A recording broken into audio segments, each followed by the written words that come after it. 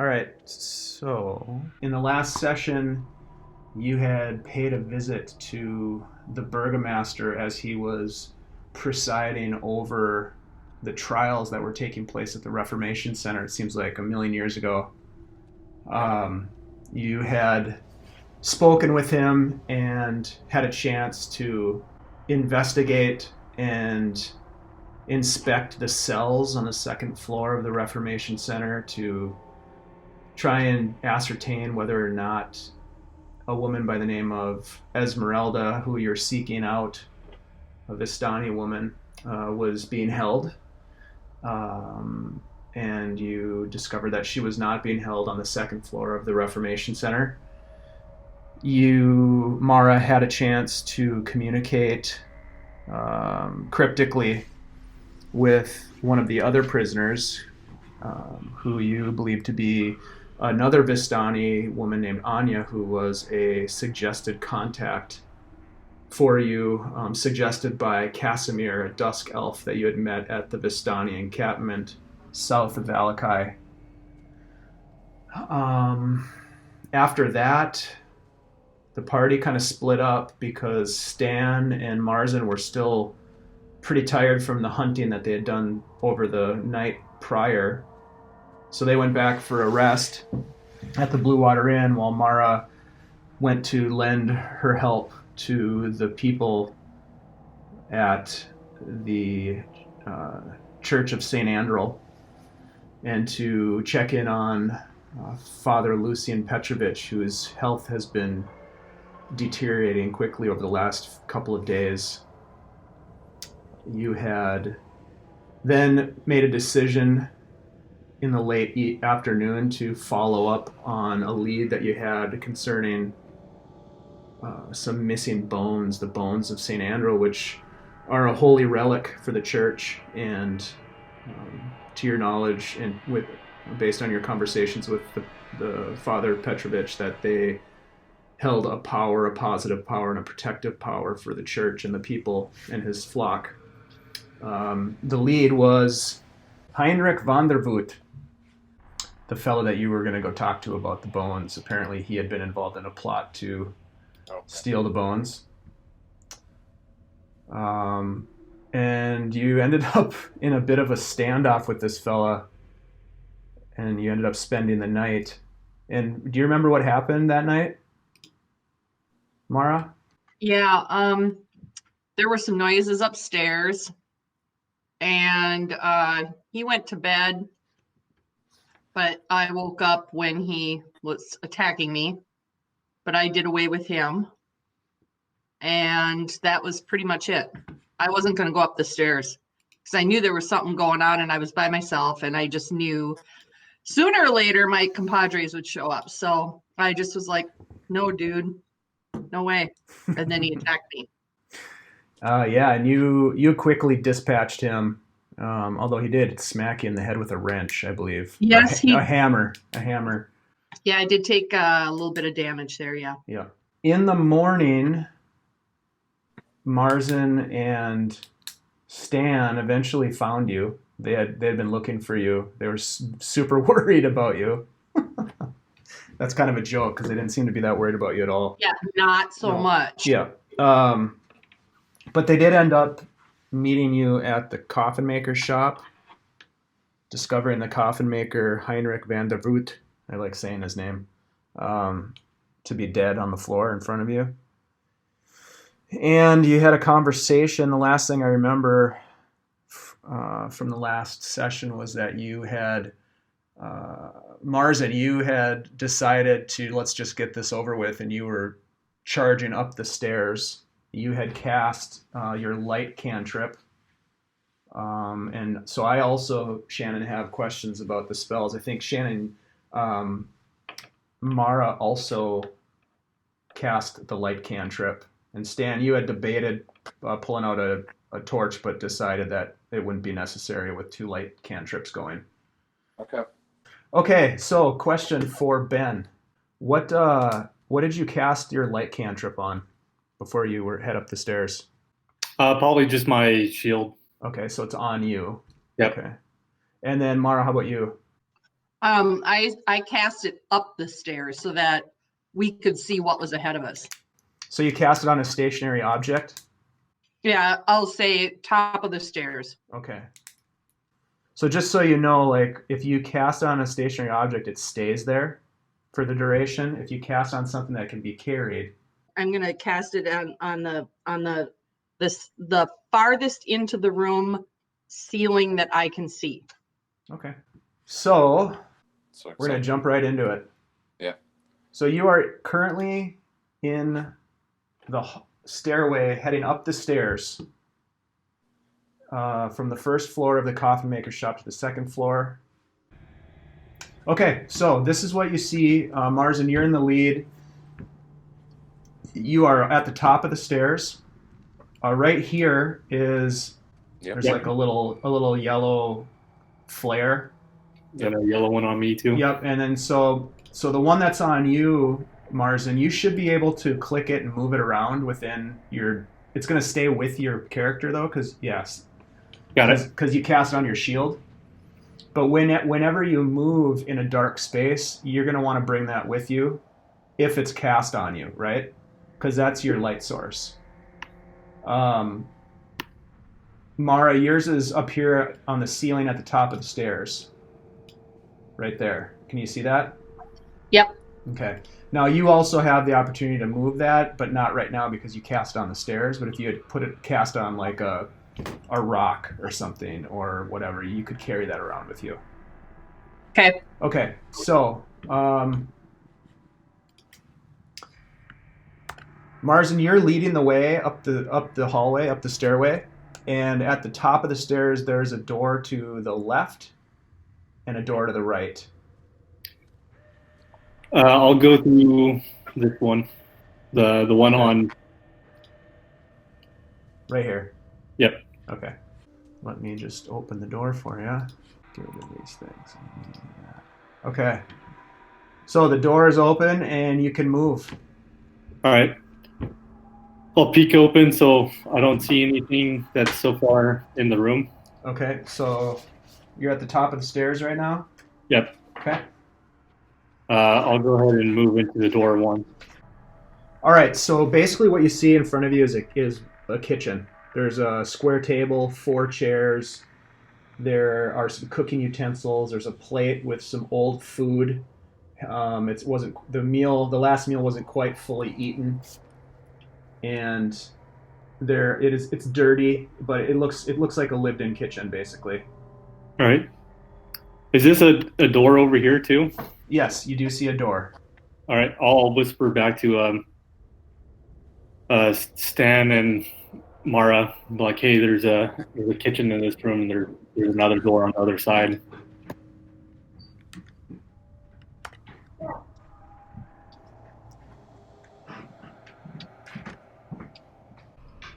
I'm wondering if Mara's going through the door. Yeah, I'm gonna be right here. Okay. Mara, go ahead and do whatever if you want to go in, you can. Yeah, I'm gonna peek inside. Okay. So you see the same thing. It's a kitchen.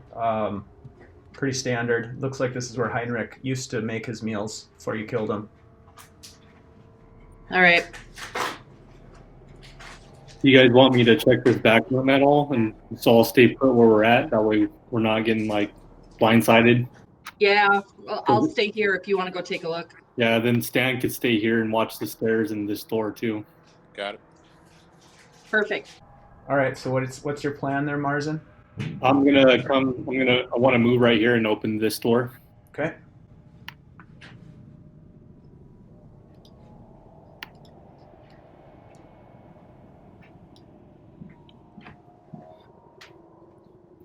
All right, so you peek inside and you see a modest bed chamber. There's a cot in the upper right-hand corner. Several very well-made pieces of furniture, including a table, a padded chair, a bookshelf, and a wardrobe.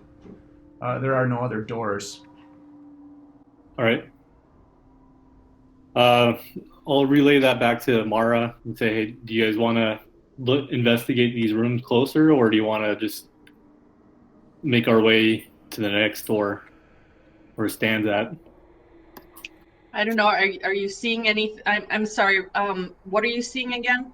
It's basically a bedroom. There's a dresser, and we might be able. I mean, we could search through the dresser and stuff, but do we really want to do that right now, or figure out where the sound's coming from? Yeah, I think we should go in the other room. What do you think, Stan? Yeah, there doesn't sound like there's anything in there to look at. All right.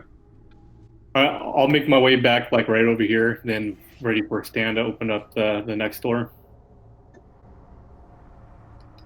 Okay. Stan, open the door. I'm still behind. Oh, this way. Okay, can do. So you're gonna go over here. You're gonna go through that door Yeah. right here. Okay. You open the door. All right. Well, I'm gonna go through the door at the off the stairs with the short swords. Okay. Let me open that door again. I've got my shield on in front of me.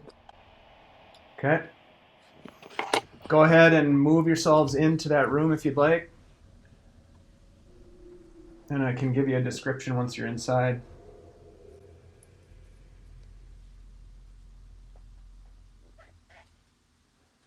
Marzen's not quite inside the room yet, but essentially you see what appears to be like a warehouse area.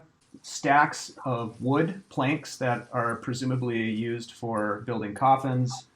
There are a couple of crates near you. In fact, Stan, you're next to two crates.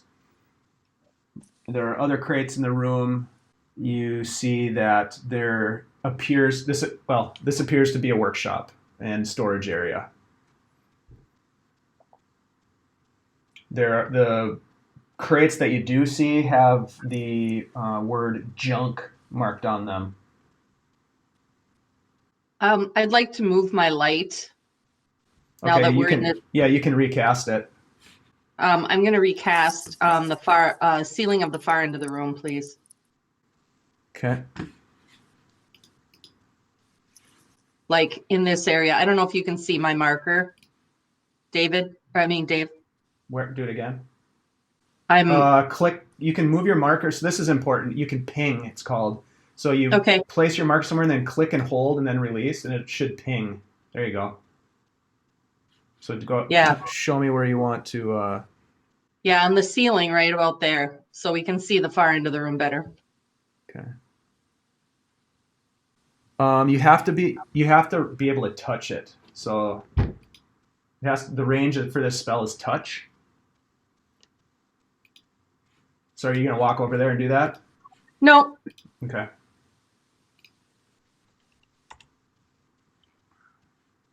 Do you want to cast light in a different way?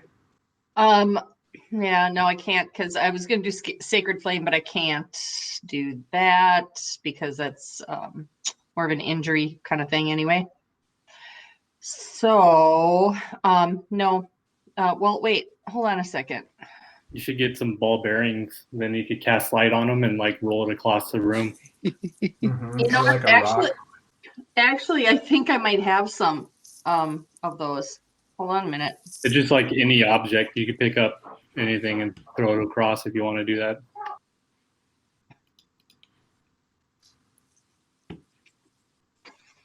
Let me check my pack here real quick. I don't think we want to deal with torches. We'll burn ourselves down. I thought I had ball bearings. Oh no, I'm sorry. There are pieces of wood right there. Yeah. You could. Okay. If you want to snap off a piece of wood. All right. Yeah. I'm sorry. Thank you for the hint. Yeah, that's what I'm gonna do. All right. Roll a strength check for me. All right. I just clicked on strength and I got 7 popped up over here. Does that mean that I automatically rolled that? Yep. You rolled a 7. So you rolled Okay. a 4 plus 3. You're able to snap the wood. It takes you have to strain pretty hard to snap it, but you snap off a little chunk. All right. I'm gonna You're gonna cast light cantrip on it. Yeah, and I'm gonna throw it over here. Over here. here. Got it. So you toss the piece of wood right there. Yeah. Roll a dexterity check for me.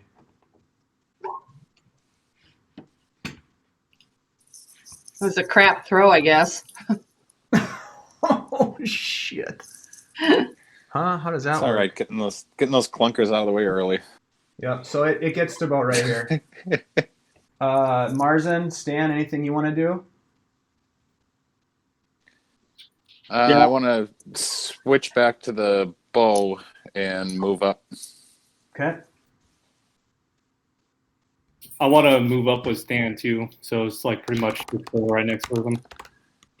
And it's my turn, right? Yeah. Hey, Well, yeah, we're not guy, in initiative right now, so you guys can Okay. kind of. All right, Stan. So you're right there. Great. Yep. So yeah, we're not in initiative, so you guys can kind of do whatever you want. There's a bunch of crates marked junk. I see 1, 2, 3, 4, 5, 6, 7. Mara, there's one right next to you. A Yeah, lot of piled up wood. I kind of have an urge to check out this crate that's right in front of me there. All right. Knock on it a little bit, see if there's any action, check and see if I can open the lid or open it at all. Which crate? The one that is just south of me right now. Click your mouse, hold and release, and it'll create a red. Or for you, it's going to be a green ping, it's called. Click. Meanwhile, Mara, what are you doing?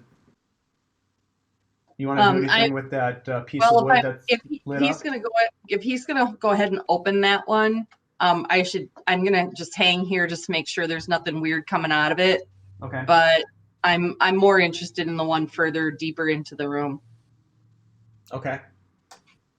All right, so Stan, roll a strength check for me. Typically go 6. It takes you a little bit of time and you kind of struggle with it. It must be pretty well secured, the lid, but eventually you're able to pry it off. And inside you find a couple of different tools. You find some hardware like some nails. There's a hammer. It looks like this is a box full of coffin making supplies. All right. I'm not all that interested in that. Where's my next closest box? Marzen, what are you doing? Could I take a look around the room and try to see if there's like any secret doors or attic spaces? You're specifically looking for doors and like crawl space. Yeah, I guess you could roll investigation if you want to take some time to do that. Otherwise, you can do just a general look around. So you spend a little bit of time and you scan the room. You've got plenty of light. You don't see any doors anywhere. There are a couple of windows. There's a window here, right there. There's a window here, and there's a window here. There's also a window back here, and one right here. What time of day is it again? Evening? I think so. No, it's morning.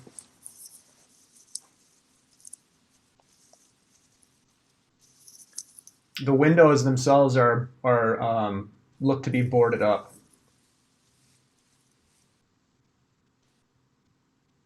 But you do not see any additional doors, and you don't see any attic, like a crawl space up to an attic. This seems to be the top floor of this building. All right. Did we hear stuff too, or was it just Mara that heard? You were not there in the night. You were at the Blue Water Inn, so you didn't hear anything. Mara, I think you're just hearing stuff. Nothing's up here. I think that you just don't want to look in crates. And I see one over here in the corner that looks a little different than the rest, and one that we walked right past that looks a little different than the rest too. I think we should be looking at them and seeing what's in them, because I can't believe that he'd leave the bones hanging around just laying on the floor. All right, Mara, what would you like to do? Well, I'm gonna go and knock on this one. Okay. I want to see if anything happens. Go ahead and move yourself over there. Yeah, you're gonna make me walk around, huh, Marzen? Jeez whiz. I'm gonna. So you're gonna knock on it? Yeah, I'm gonna knock on it. And then I'm gonna back off just a little bit because I heard the noises and I know there's something up here. Okay. Nothing? Marzen, Stan, what are you guys doing at this point? I'm going to move up behind this box here and do the same thing to that one. I'm going to go back to the bedroom or start making my way over here by the door. Okay. And just kind of watching the hallway. Okay.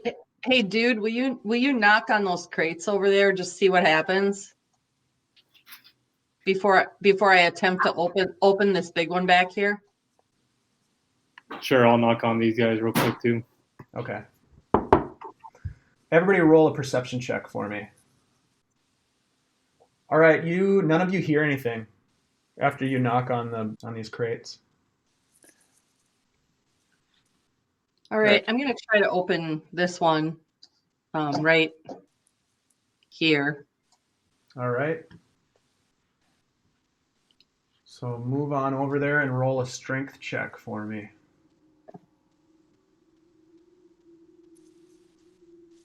Uh-oh, the funky music is starting. God, I've got crummy rolls so far. I don't like this roll 20. You struggle with the bin. I mean, these things are nailed down by a professional carpenter, so it's not too surprising that they're difficult to open. But you're able to pop the lid open. And as you open the lid, you see a haggard-looking creature looking back at you. Oh my. And I want everybody to roll initiative. Way to go, Shannon. Mara. Oh, you knew I was going to. I'm sorry, where's my initiative? Oh, there it is. Okay, hold on. Oh, right. Marzen's ready to roll. So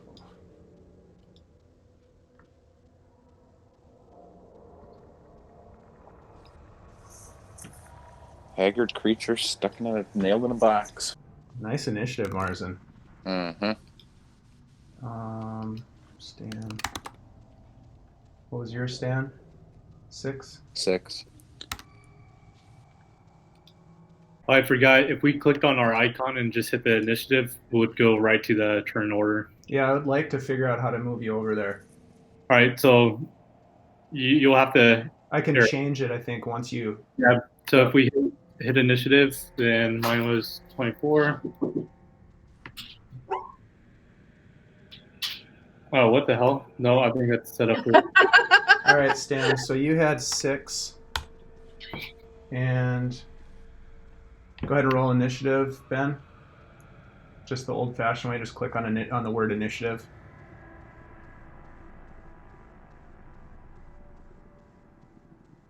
Marzen.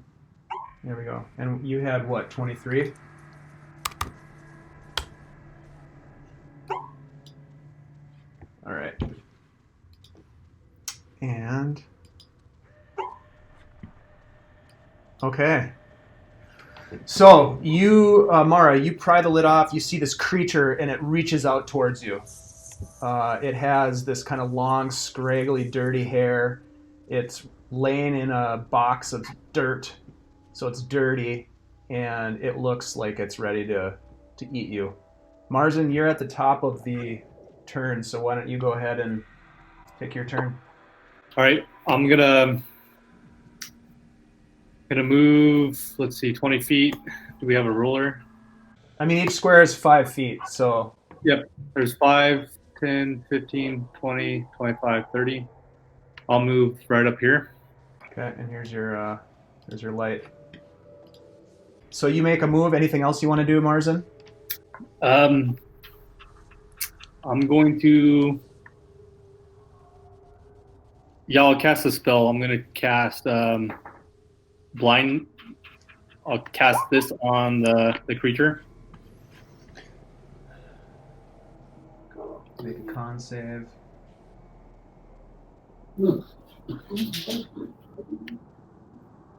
Okay. What's your spell save DC?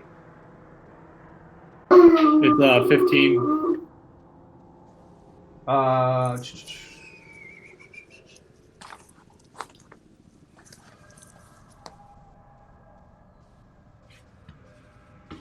Fails. So it is. Is it blinded or deafened? Marzen, blind? Okay. Let's see. I'm gonna give it this icon just to say that it's blind. Okay. Anything else you'd like to do? That was your action? Okay. Mara, your turn.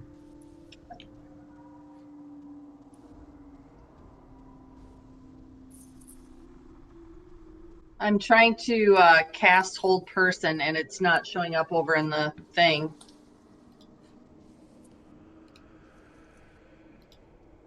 And I'm not sure why.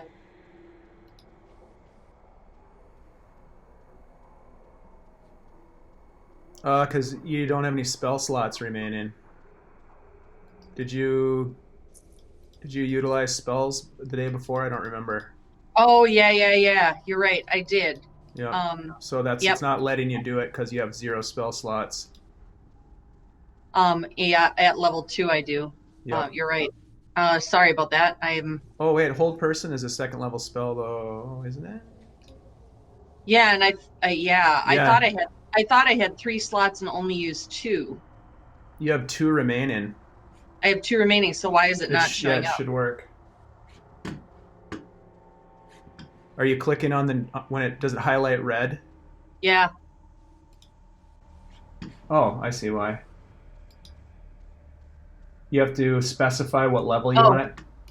Yep. All right, so at 2nd level, choose a humanoid you can see within range. Target must succeed on a Wisdom saving throw or be paralyzed. Okay. Wisdom save. What's your spell save DC? 14. Fails. Nice. So we'll go like this. So blind and held in place. Paralyzed for the duration up to 1 minute. At the end of each of its turns, it can take another Wisdom saving throw.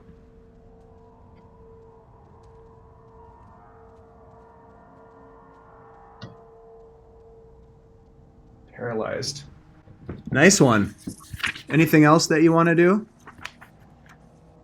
I think I'm just going to back off a little bit Okay. because I don't know what's going to happen next. So I'm just going to take a step back here. Let's see, blind. So it's going to have disadvantage.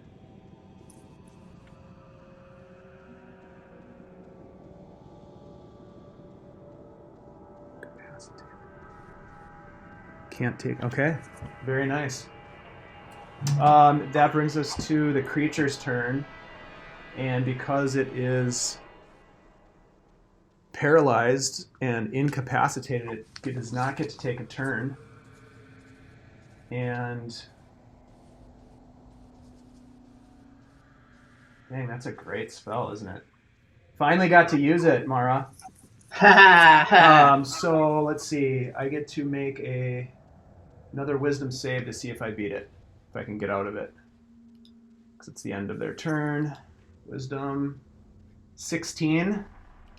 I believe that saves. Right? You said 13? Yeah, my spell save DC is 14. Okay, so the spell does the trick, but then fades. The creature. That's the end of its turn. So now it's Stan's turn. It could make a Constitution too to see. Oh, right. To see if it gets out of your. I'll just use that same roll. Con save 11. Nope, 15. Okay, so it's still blinded. Cool. All right. Sweet. Nice job, you guys. Stan, your turn. I'm gonna cast Hunter's Mark on the creature. Nice. Okay. And Click on Hunter's Mark so it pops up. I did. I just got in behind a whole person. Oh. Okay, so use your bonus action.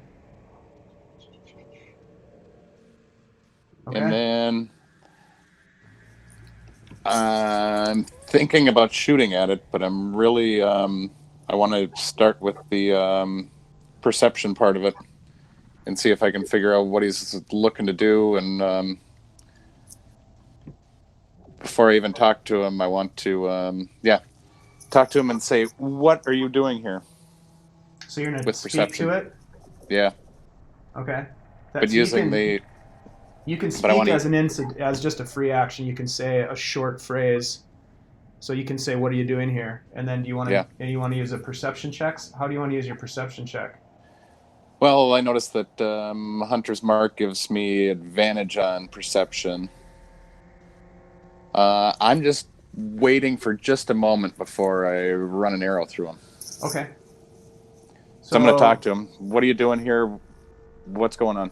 Okay. And then you want to roll perception? Yeah. Roll with advantage because you have Hunter's Mark.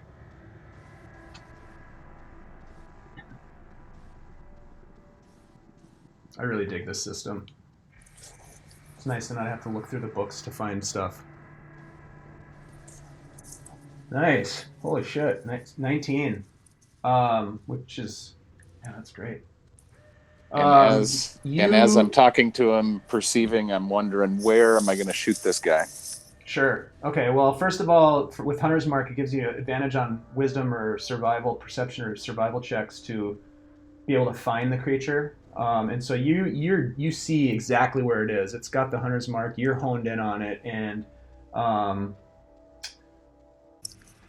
I guess with that perception check and your background, your favorite enemy is, I believe, undead. Is that correct? Yep. What does that mean again? Favorite enemy. Da, da, da, da.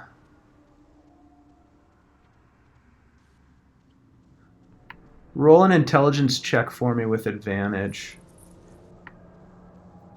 All right. I still got advantage on intelligence. Okay, so 16. Yeah, you see right away that this is a vampire. Okay. And as you make that recollection, you hear some of the other crates start to crack open. Oh my. Yeah, arrow right through the heart. And I want to shoot him. let's see, we've got boom. Boom.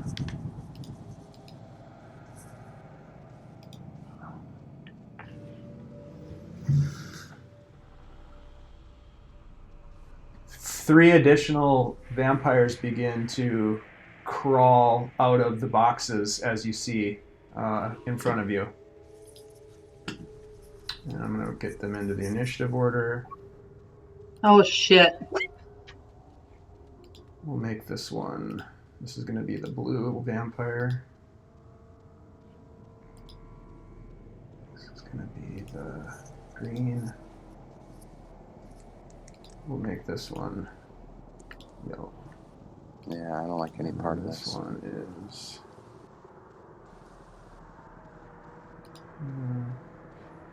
We'll make that one purple.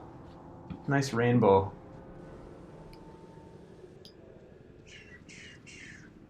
It's Pride of Vampires. Yeah. Okay. They are now in the initiative order, but it comes to Marzen next. Hey, don't I get to shoot one? The Or No, is that you don't, because you used my your perception? turn to perceive. Yeah. This guy got a nat 20. Do you still want me to go before him? Oh yeah, I guess you did. No, he'll go before you. Thanks.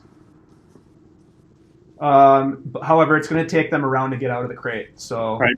Crate, now it's you, Marzen. I am going to rip the boards off this window. Okay. Move over there and roll a strength check for me. Give me a second. Did I get a chance to say to the rest of them, hey, these are vampires? Sure. Okay. Okay, yeah, you easily tear the boards off the window. All right, then I'm gonna back up to right here. So I guess I'm guessing there's light coming through the window a little bit. There is. Let's see. I'm gonna do this. There is a little bit of light coming through like this.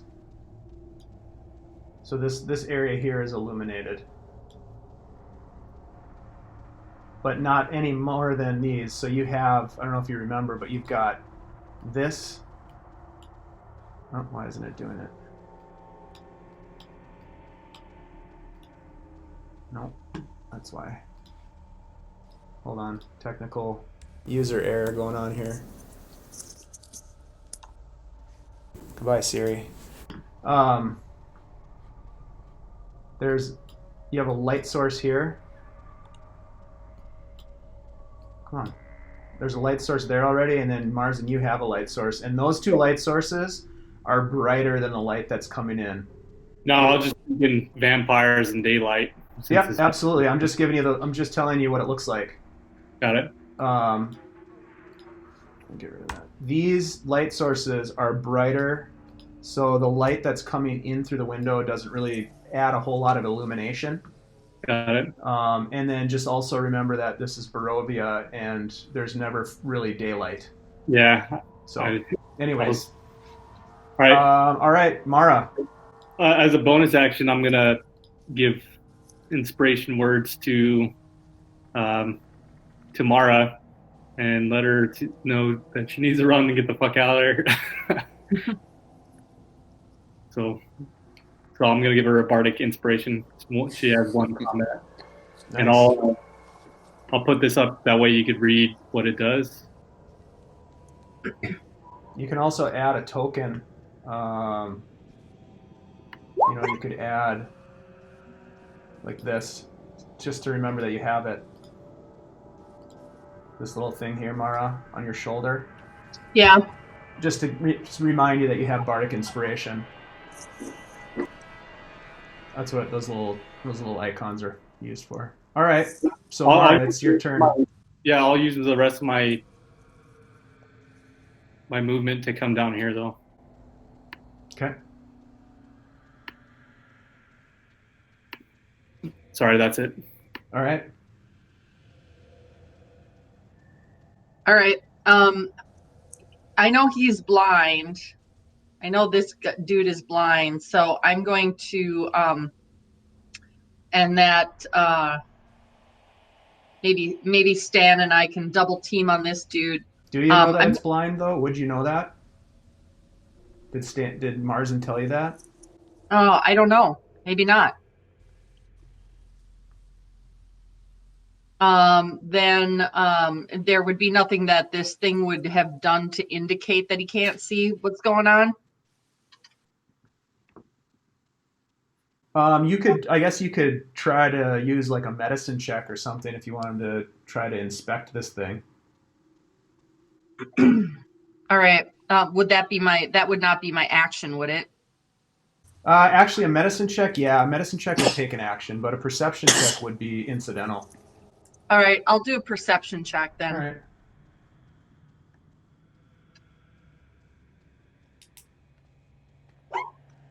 Whoa.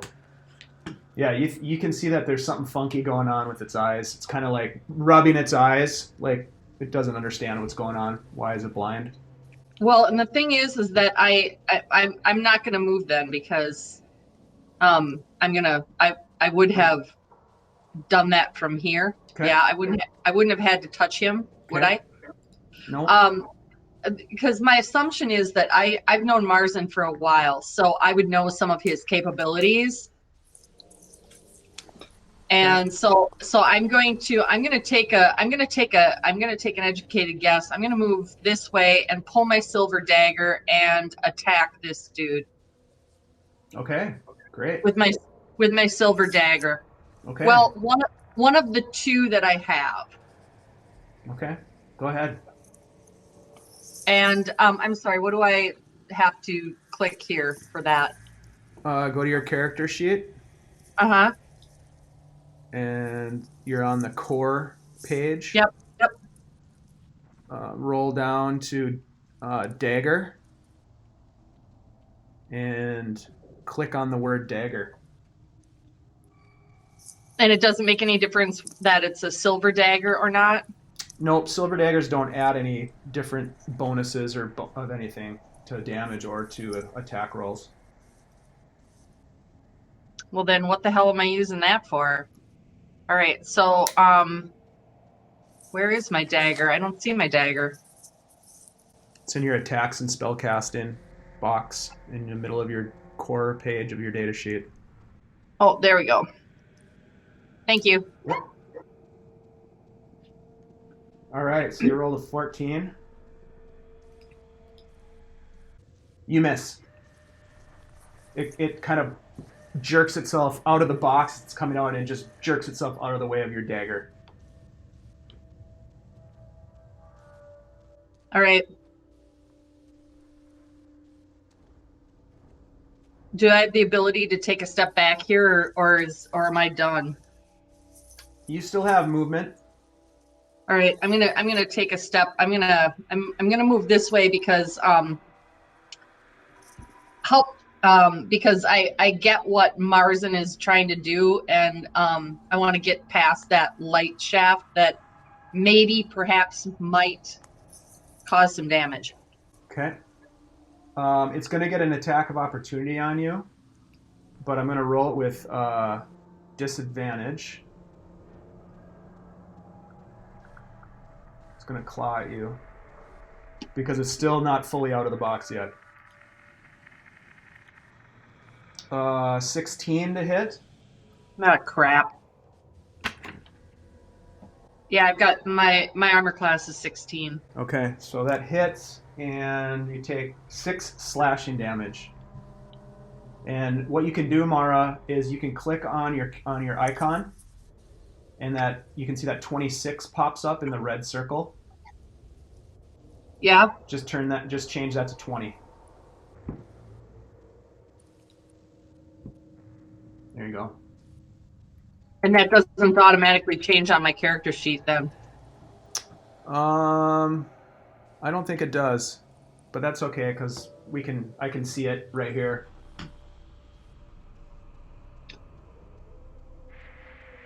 Okay. So this creature spends the rest of its turn getting out. Right here, this guy. Same with this guy up here. It's spending the rest of its turn getting out. And this one here is blinded, but can't see automatically, fails any ability check, requires light. Okay. It is still going to move.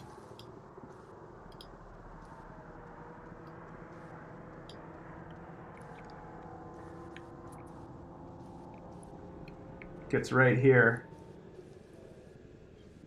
And it is going to attack you, Mara, but it's going to attack with disadvantage. How can it see me though?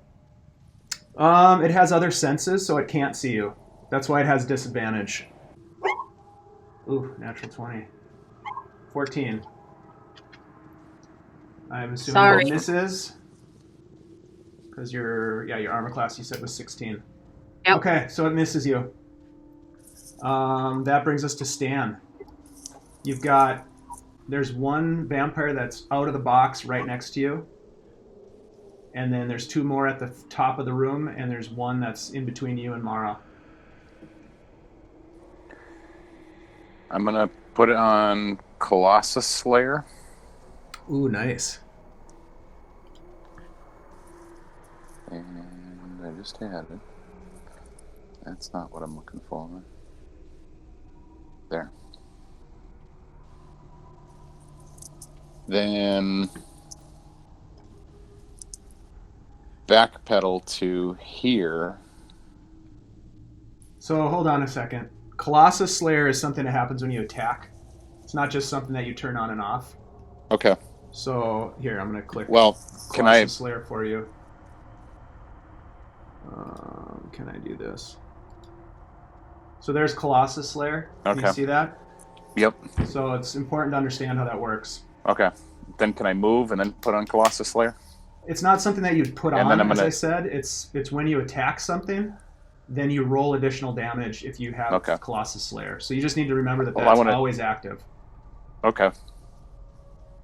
I want to move over here by the window and then engage the one that has Hunter's Mark on with Colossus Slayer. Okay. So you're going to use a ranged attack? Yeah, with the longbow.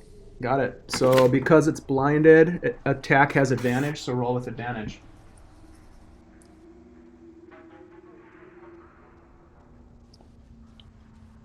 Although I forgot to roll it. Hold on a sec. Let me roll a couple saves for it. What was the save, Marzen, for blindness? Was it wisdom? Oh, it's con. Okay, so it is no longer blinded. So it's not a... you don't get advantage, Stan, on the attack, so it's just a straight roll. Got it? Okay.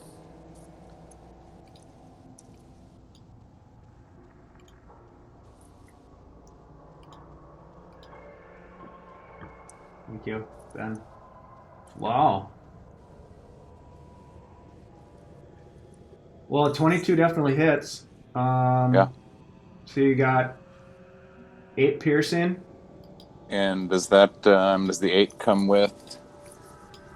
Yeah, well, it's got Hunter's Mark on it, right? So you got to roll your Hunter's Mark damage. And it's got Colossus Slayer on it. So I need to roll again? You got to roll 2 more times. Yeah. Same thing, I roll with the longbow? Nope. You're going to click on... Colossus Slayer? Like that? Yep, so an additional 1, and then you got Hunter's Mark as well.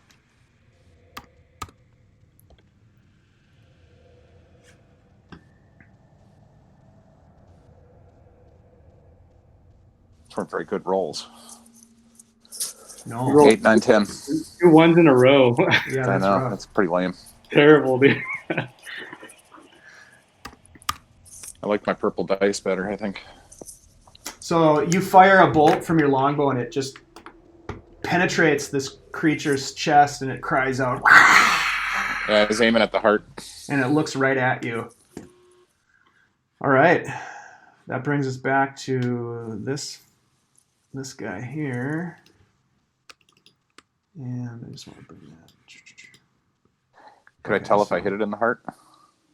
It's in the chest for sure. Okay.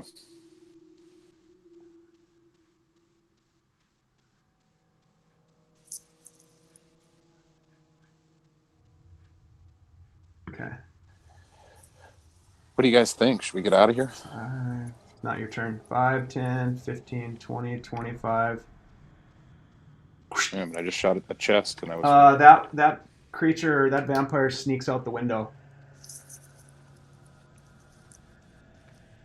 Which brings us to Marzen. All right, I'm gonna yell at you guys until you guys get the. We need to get the fuck out. There's no reason we need to fight these things right here. I'm gonna make my way closer to the door. Then, kind of saying is we need to grab the town's guard. Get out while we can, and I'll wait right here next to this door. Then I'm going to cast. Let's see. Vicious Mockery on the one that's right on Mara. Okay. I'm gonna click on it. It's a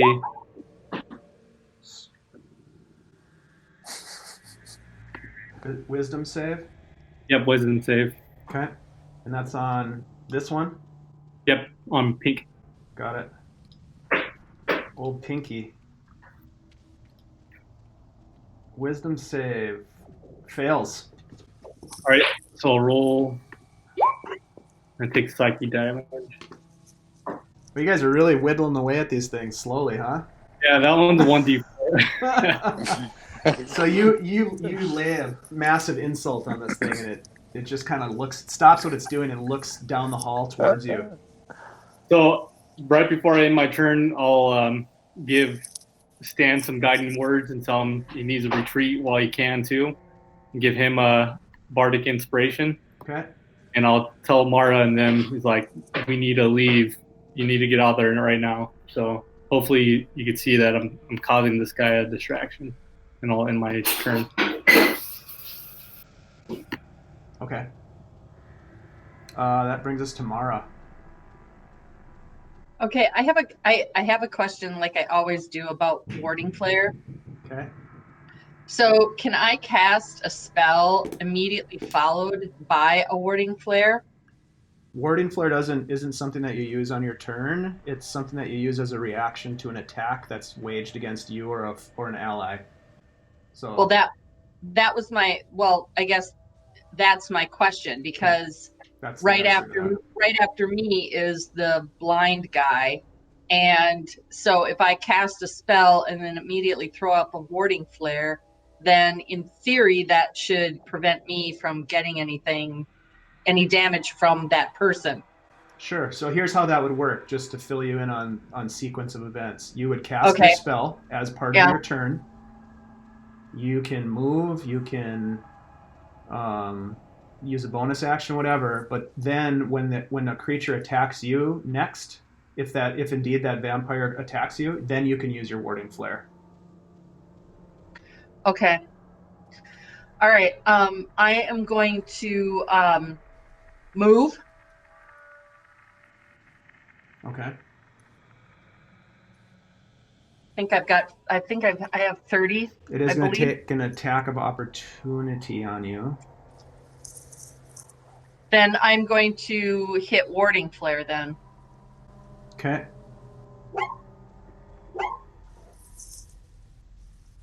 Disadvantage on the attack roll. And it has double disadvantage, so it just has disadvantage because it also was vicious mockeried. So it's going to claw, but with disadvantage. And it misses you. That was smart. So as it reaches for you, you send out this blast of light in its face, and it kind of struggles and shies away from the blast of light, but still swings at you and misses you as you move away from it. Nice. That's the perfect use of warding flare. Woohoo! Awesome. Okay. That brings us to this one here.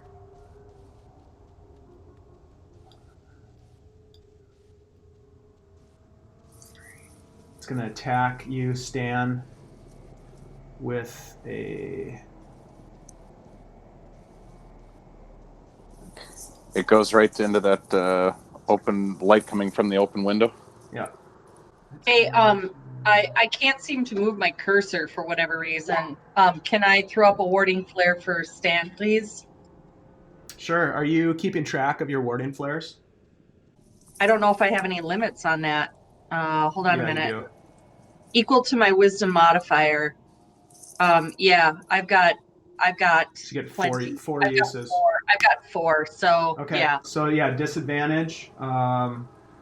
So there's my first one. All these other rolls were not right, but the last one and this one here. 10. So Stan, what's your armor class? 16. Okay, so yeah, 15. it misses you. Another blast of bright light shoots off, and this thing totally misses you, Stan. Nice job, Mara. Thank you. All right, so then this one.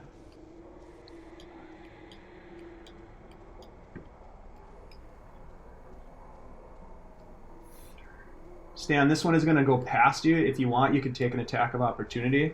With your Yeah. bow, you'll have disadvantage. Yeah, I'm gonna take the disadvantage and shoot at it, Okay. aiming at the chest. All right. Can I use Colossus Slayer on him? Colossus Slayer only works on creatures that have less than full hit points, so That's it right. wouldn't apply. Okay. And then I already have Hunter's Mark on the other one. Correct. And I wouldn't be able to move Hunter's Mark because he's still got hit points. So longbow is my best bet, right? It's the only bet because that's what you have in your hand right now. Okay. Yep. I mean, you Got don't have to disadvantage attack on- it, but yeah. Yeah, I wanna. 11 misses.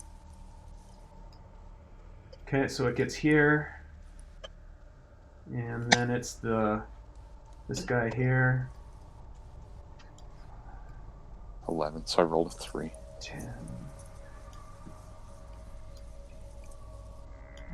25. Mara, this is the one that has been getting beat up. It's gonna attack you. All right, I've got another warding flare, Okay. so I'm putting that up right now. Okay. So I have disadvantage on the claw attack. And it looks like it misses. Nice. Man, that thing's coming in handy right now, isn't it? Yes, it is. All right, Stan, your turn.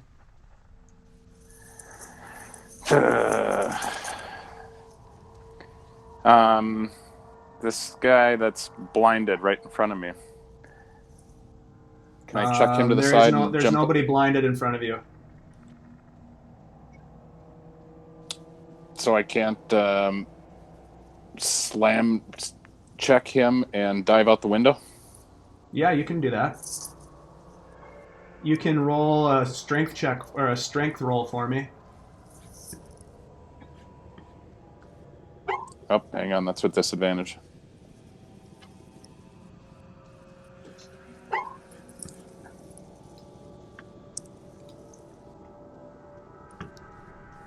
Five. Yeah, 5. All right, I'm doing a contested strength roll against that. 14. You are unable to move the creature. It blocks your path as you try to bash into Yep. it. And he's standing right in front of that window, right? Yep. And that was your action. So do you want to move or do you have a bonus action? He's got full hit points, so I can't put anything on him. Right next to me, so I'll need to shoot him with disadvantage. I'd kind of like to run. Okay. And I go that way. Well, why don't you do the path so I can see which way you're going? Because I think it's going to make a difference.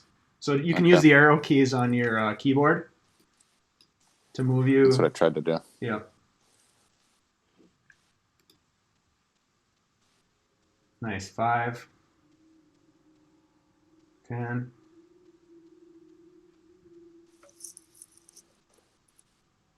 15, 20.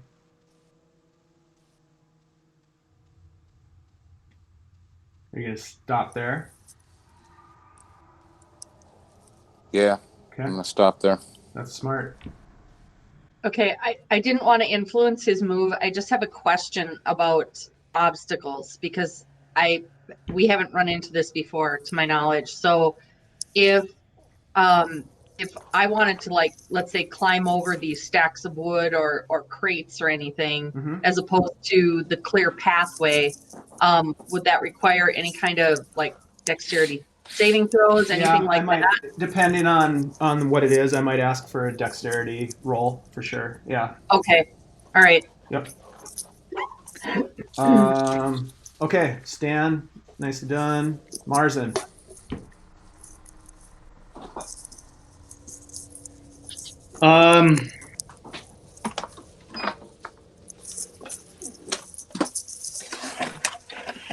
I'm going to.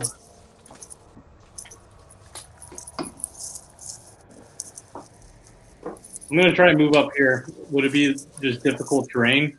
Like stepping up. It depends on how your dexterity roll turns out. So roll dexterity check for me. Right. And if you want, you can make it acrobatics.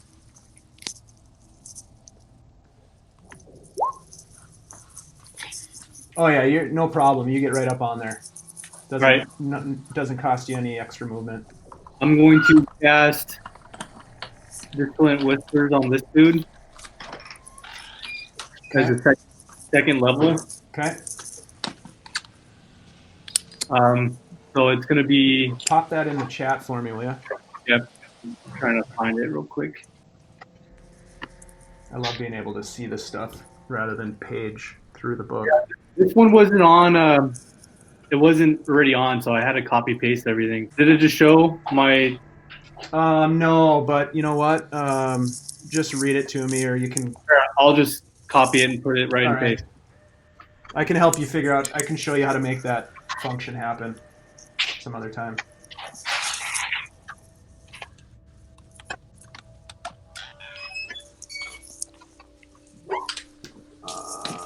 Okay, wisdom saving throw, and on which it's on the one right here, purple, or pink. I mean, I got it. Yeah, it's gonna be.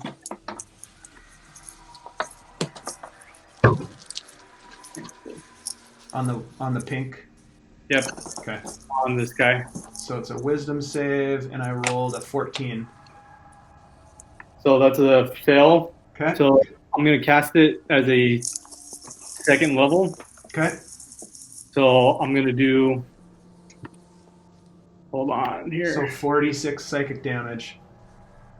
Yep. Nice. That's a hefty spell. Jeez. Well, yeah, wow. Build and now move, and it prevents opportunity attack for all of us. So there's one, then here's 2, 3, 4.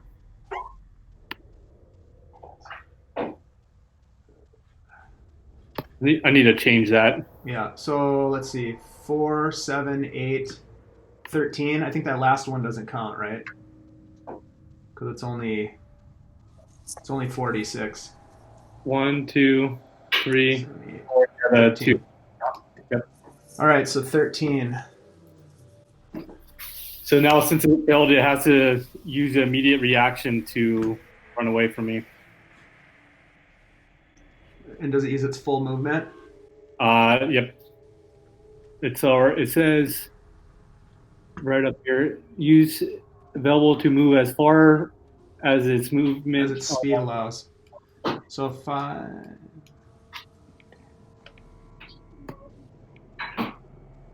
Then so it just runs howling from you. And just runs in the back of the room and cowers. I'll use my opportunity attack, and hopefully you guys too, and I'm gonna slash at it. Okay.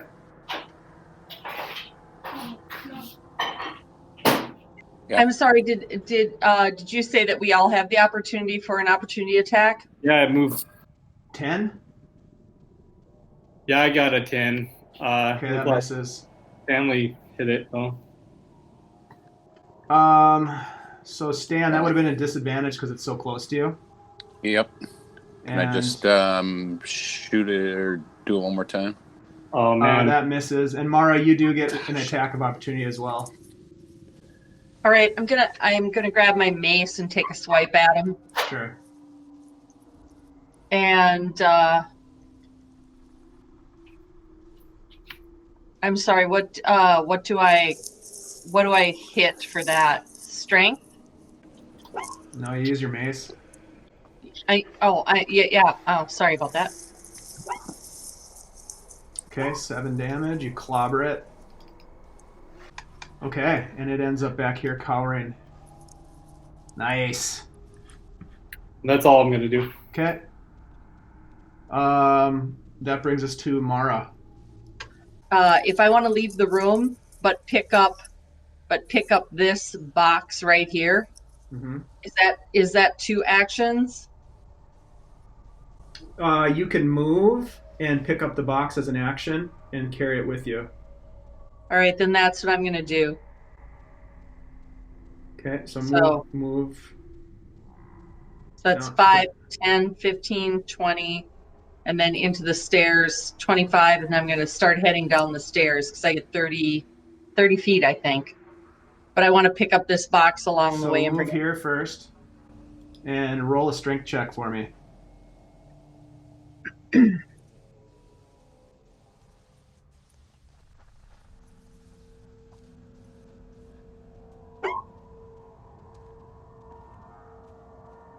Nice roll. It is a Thanks. nice roll.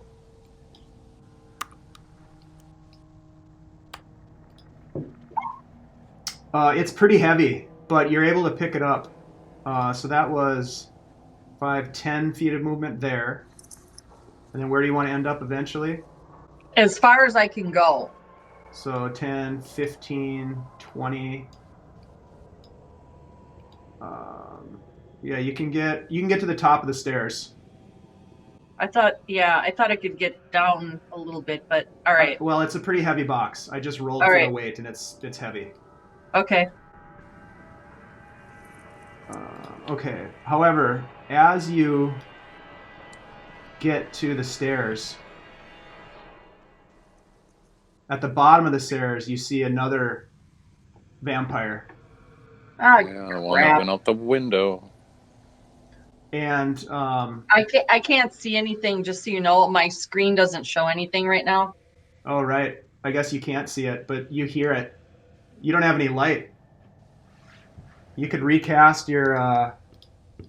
You could use your cantrip to cast your light, but. All right, I am gonna do that then. I'm gonna cast it on the ceiling at the bottom of the stairs. Okay. Now can you see it?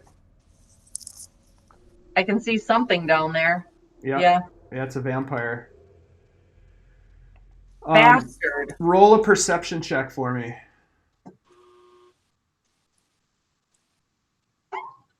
Nice. Okay, so this is what you see, Mara. You get to the stairs. You've got this box, and you're holding it. It's heavy. You turn the corner.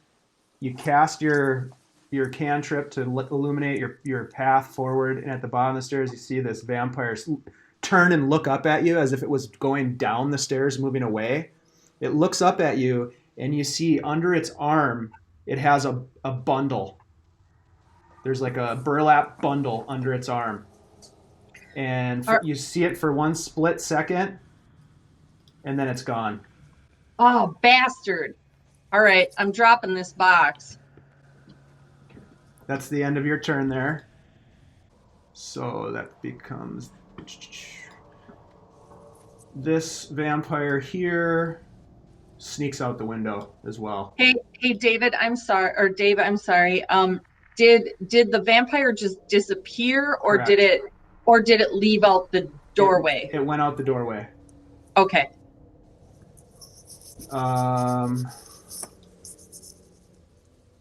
This one here.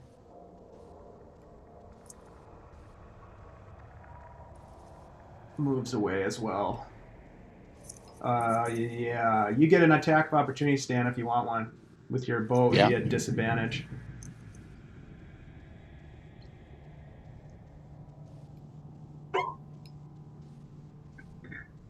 $15. 15. It hits. Roll damage. It is not. This Colossus Slayer does not apply in this case. Okay. Near the Looks like 8. Looks like 8 piercing. 8, got it. Thank you. Okay. You hit it in the back with the arrow as it runs, and it also disappears out the window.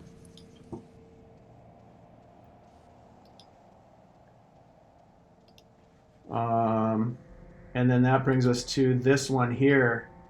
And this one is still freaked out. Let's see. For Dissonant Whispers... Do I get to roll another saving throw, Ben? Do you know? I think he's fine after the end of his turn. I'm trying to read it again. Creature doesn't move. Yeah, I think he's fine. I think it's just that turn. I don't think it doesn't say you need a save again. Okay. I think that was it. All right. It turns and kind of looks at you. It's down on all fours, peering over this box right here. And then it jumps up on the box and starts coming at you. And Stan, it's going to attack you with a claw attack. It's that same one that has Hunter's Mark on it. It does, yeah. 20 Yeah. not natural I get for 8 slashing damage. I don't get any kind of defense on that, do I? Not for Hunter's Mark. Okay. No. So 8 damage. You have a bardic inspiration.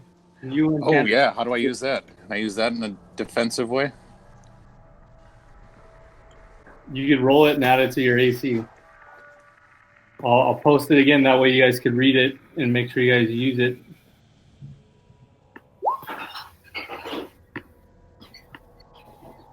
It's a lot to read. Yeah. Can you just summarize it for him? Yeah, just roll a d6 and add that to your AC if you want to. Or you could add it to either use it for attack, you could use it for pretty much any roll that you want to, and you could add a 1d6 to it. All right, so for Attack, a damage, saving throw, ability check, anything. for the attack, I would have needed to have used that when it was coming at me. Could I use it to reduce the damage now?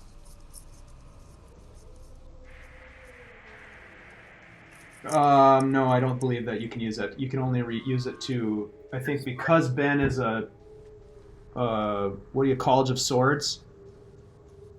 Ben? College of Valor, yeah. College of Valor. So you can use it as to boost your armor class or to boost an attack roll, or Okay. you can use it for damage roll against a creature, right? Ben? Yep. Sorry, I'm trying to mute. All right, but I can't use it on this. You can't use it to lessen an attack damage. Okay. All right, so I just got to take that damage. Okay. So it's And it was 8. 8 slashing damage. So I subtract that from my 34. Yep. Okay.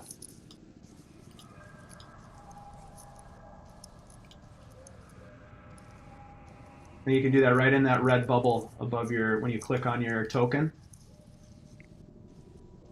It says 34 in that red bubble, so just subtract 8, so put 26. There you go. Now, can you see how that health bar changes above your head? Oh, yeah. I don't like that. Nope. You want that thing to be full. Yeah. All right. Stan, it is your turn.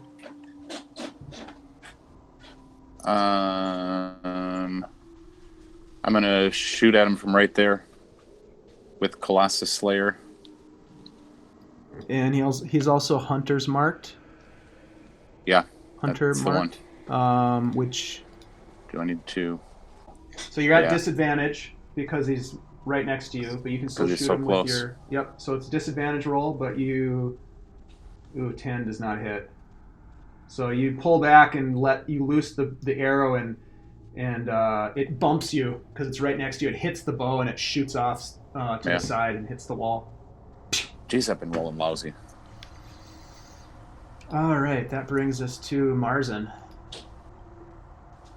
Oh, and once again, I should have used the bard. It's hard to remember. I know.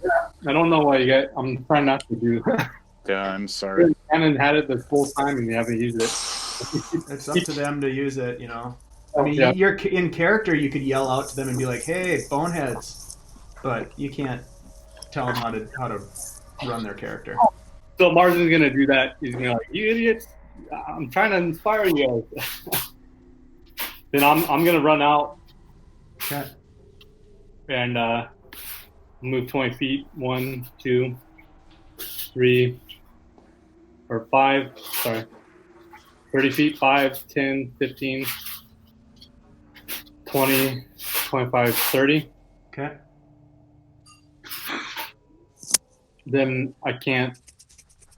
Is this the bottom of the stairs right here? Yep. Could I just use since I'm not doing anything, I'm gonna dash out, so I'm gonna move another 30. Okay. So let me help you out here. So 5 would be here. 10 would be here.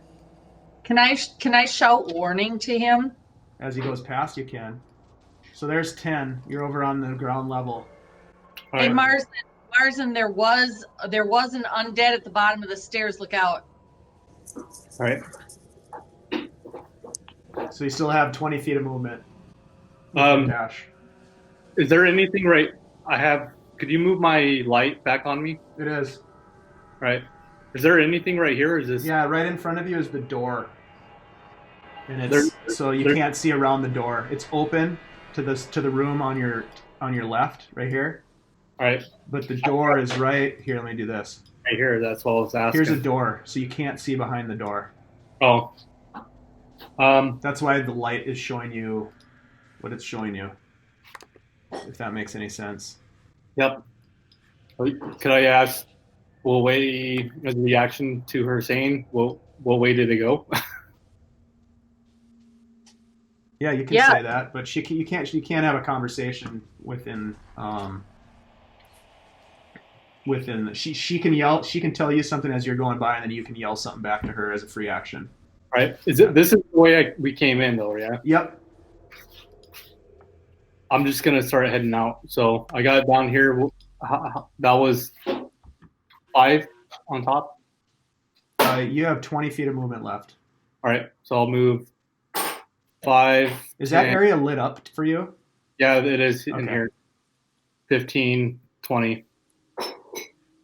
25. And then here's your light cantrip.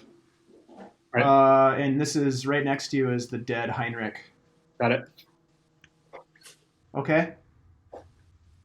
And that's it. Yep. Mara, it's your turn. All right. Can I? I don't know where Stan is in relation to me. Can I peek around the corner here? Would that be my action? No, you can use part of your movement to move right here and be able to see him. I'm gonna do that because I want to make sure he's behind me. Okay. But I can't see anything right now. He's Everything's 20 black. Yeah. I can't see anything either. So I don't have any light. This cantrip was right here. There was a light right there. Oh no, you got rid of that. That's right. There's nothing in that room anymore. You put the cantrip down at the bottom of the stairs. Yeah, it's black. All right, so I'm going to move my cantrip to above me. Okay, So so he can- basically you have to recast it. I'm recasting So it. where do you want to cast it? Like on the ceiling or on your shield? Yeah, on the or? ceiling above me so that he can see where the door is. Okay. Hey, thanks. That's I was trying to Stan, figure out how I was going to get out of there. Come crazy. on, Stan. That's pretty funny that you were just in the dark and this vampire's beating up on you. It was freaky. I didn't like it at all. No. All right. Stan, come on. Okay. Anything else you want to do? Well, I want to go, but if I leave, will the cantrip stay? Yeah, because you cast it on the ceiling. All right, then I'm going to. Oh, geez, I don't want to leave him alone here. Yeah, I'm gonna go. I'm gonna one, and I know that these are stairs, so I don't think I'm gonna trip and fall. Okay. Yeah, you can make your way down. So I want to go. Let's see here. I did 5 this That's way, 25. 5 this. That's 25. So you can get right here. You can get right there. I'm 30. Okay. You're on the other map right. now. All right. Thank you. Yep. Come on, Stan. Stan. All right. I'm gonna. It's not your turn yet. Hold on. Okay. So as the light comes back on, you see this creature is clawing at you. In fact, it's not going to claw at you. It's going to try to grapple you. Can I do a warding flare from down here? Nope. Crap. You have to be able to see. Ah, crap.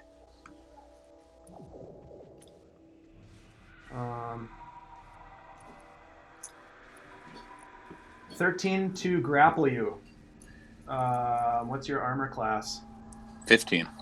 Okay, so it reaches out and tries to grab onto you, but isn't able to get its arms around you. Okay. That brings us to your turn. It's trying to give you a big old vampire hug. And I likely don't like the feel of any of that. No, you hate the undead, but now it's like trying to love up on you, and it's kind of like this crazy looking. It looks like a young peasant girl. She would be attractive if it weren't for the fact that she was undead and she had blood covering her face and her hands. Ew. She's got like this dirty farm girl dress on, and just in her eyes, just this bloodlust as she's coming for you. She's in love with you.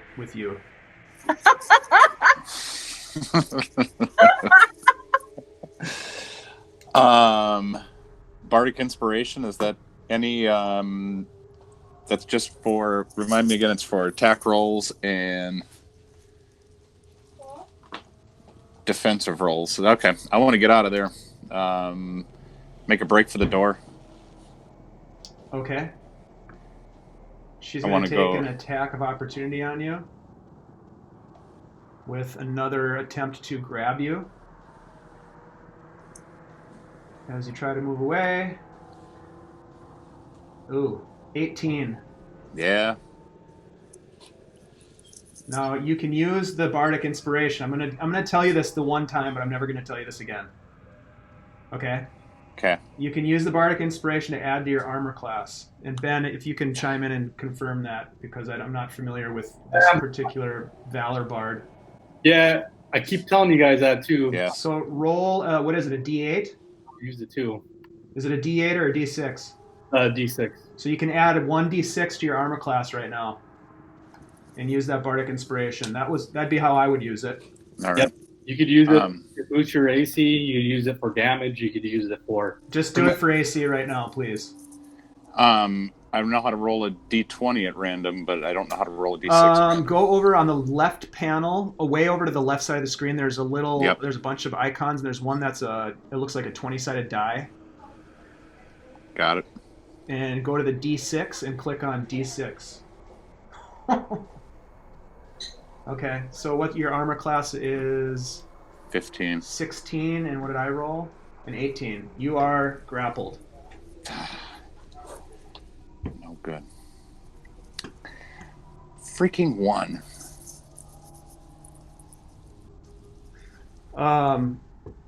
So you were using your movement to escape. It used a reaction to grapple you. You still have an action if you want to try to break free from the grapple. That's probably, or you could attack it. Just because you're grappled, let me tell you what grappled means. Your speed is 0, so you can't move.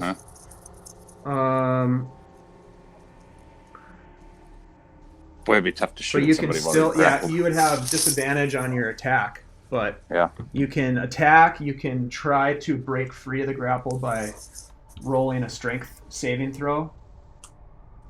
Or a strength check. Or you can just cry for help. So that would be a strength saving throw, or that would just be a regular strength roll? It would be a contested strength roll. So roll a strength check, which is just just strength, and then add your strength modifier. So like that, or like that. The 17 will work. And I'm going to roll a contested. 13. You're able to break away. You use your action to fight off the grapple. Okay. But that's the end of your turn. Yeah, I can't move anymore. Yep. Still stuck up there. Yep. That brings us to... Where did... I don't know. Where are you? My guy disappeared. All right, well, let me put you back out here. Thanks. All right, Marzen, your turn. I'm gonna move them somewhere on accident. I'm gonna just keep heading out. So I'm gonna move 5, 10, 15. Then do I see anything out here? You see, it's daytime. The streets are bustling. People are walking about, and it looks like a normal day at this point. All right, so there is some people that's out here. Roll a perception check for me. All right. Perception. Nice. Ouch. Yeah, you just kind of look outside and you're like, oh, what a beautiful day. Yep. Is there Beautiful people? Barovian day. It's overcast. The sun is, of course, not shining through the clouds. It never does. Right. You see in the off. There's nobody near you, like right next to where the building is, but you see people in the distance, kind of hurrying away. All right. I'm just gonna yell out, grab the town's guard. There's vampires in here. There's spawns of the devil in here. Quick, grab the town's guard. Okay. Anything else? I'll just wait by the door and kind of watch over in this area to make sure my friends are getting out. Are you done with that light cantrip at this point? I'll keep it on me just because it's dark inside. Yeah. Okay. So it's this room is lit up. Actually, you should be able to see it in this room, no problem. There's some candles burning. I'll just keep it on me until just in case I need to go. I don't want to lose it yet. Yep, that's understandable. Okay. And that's it. Okay, so you use your movement and your action and just kind of make a warning. All right, Mara. Okay, I'm worried about Stan. That's kind of my jam, is to make sure everybody's okay. So I think oh God, I don't know where he is up there, and I don't want to leave him in the dark. Shazbot. I do have the cantrip going. Yeah, I know, but once you come around the corner to the stairs, it's going to be dark. And that's what I'm trying to figure out the best way to do this. All right. So I'm going to step in here, but I'm going to wait for him to come. Okay. And I also want to kind of examine this. And you said the door's open earlier? Mm-hmm. Does it open outwardly or inwardly? Which door? This one. You said you mentioned something about the door earlier. See this red line right here? Well, you probably don't because you moved out of the room. There's a... Can you see this red line? No, what red right line? Here? I can see you making a circle there. The door opens inward into the room you just went into, and the door is ajar, and it's right there. It's just to where your head is. So there's another door right above my head right now. No, that's the door. That's the door for this door right here. You know when you open a door, the door is still, it's there. It's just out of the way, so you can go in and out. That's right. what the door is. So, but there's nothing above my head. Well, like nothing. Is there? Nothing. You nothing. haven't looked. Well, that we had a light at one point on the stairs, and I couldn't remember if there was a door here or not. Well, you could cast a cantrip, your light cantrip again. Right. It would cause the other one to go out. Yeah, I know. That's the problem. I'm just trying to determine what door you were talking about earlier. Were you talking about this door? No. Or were you talking about this door? They're the same door.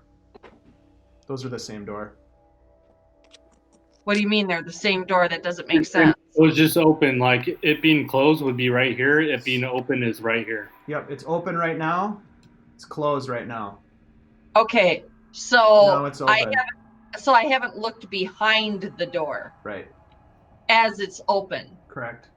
All right, that's what I was trying to get at. All right, so I actually want to look behind this door before I go through here.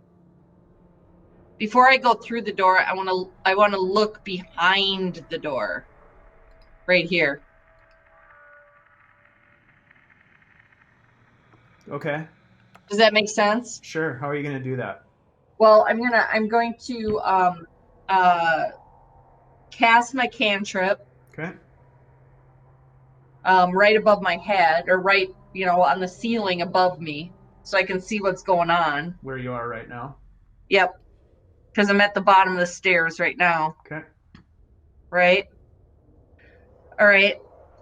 And like, here's where I was, and that's all I can see is like these 3 coffins. Correct. All right. Huh. All right. Anything else you want to do? I'm going to step through this door to here, and I'm going to leave my cantrip where it was, thinking that Stan's going to come around the corner and he'll be able to see his way down the stairs. Okay. That brings us to Vampire's turn. Stan, the light goes out. You're in the dark again. Oof. Yeah, you sure are. And you feel the hug of this very earnest young farm girl reaching out to embrace you. And that's a 17 to grapple you. So your armor class is what, 15?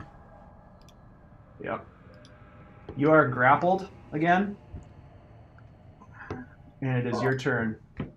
She's just giving you a big old squeeze. And you can't see anything, but you can sure feel it and smell it and hear it.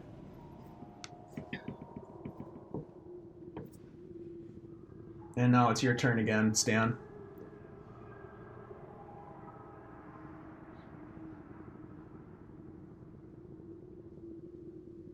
Hello? David? Are you with us still? Oh, you're mute. You were muted before. Bard of Inspiration is gone. Correct. All right. I'm having a hard time hearing you again, David. Yeah, I unplugged my headphones earlier. Let's get those plugged back in if possible. How's that? A lot better.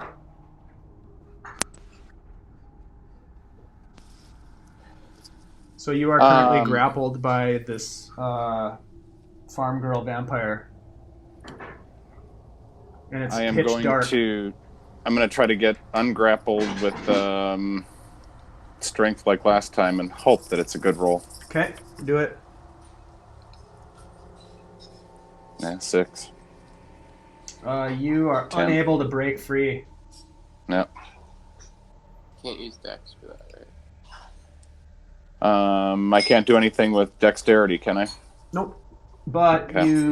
you're basically, your speed is 0 as you're grappled, but you just use your action to try to break free. So Yeah. I think that's it, unless you have a bonus action of some kind.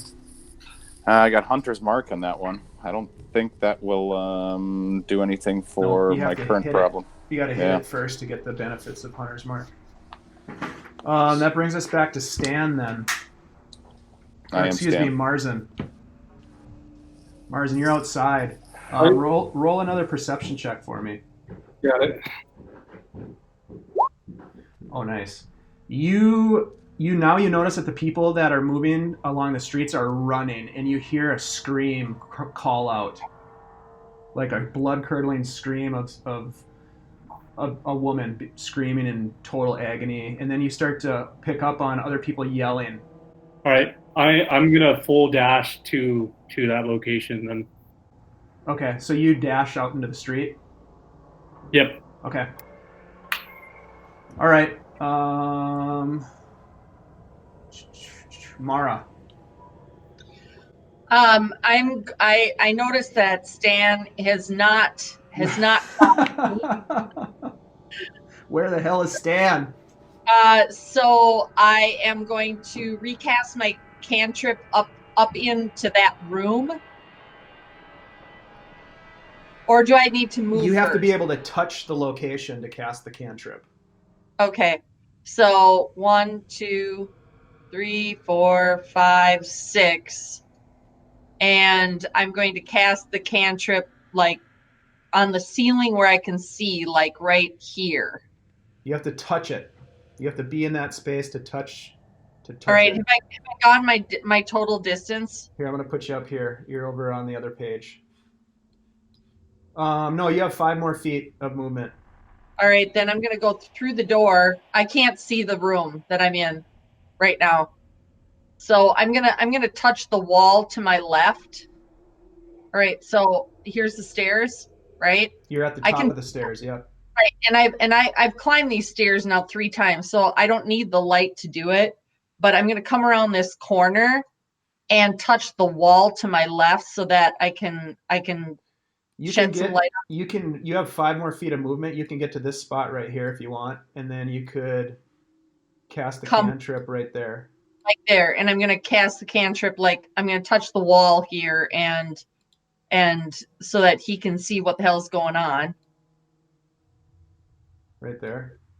Right. No, I thought that I could. Do I not have another 5 feet? You can get right here to the top. You can get to the landing at the top of the stairs. All right, then I'm going to throw the cantrip here. You can put it up right on the door frame. Can I reach around the door frame and do it on the inside of the room? It is. Okay. All right.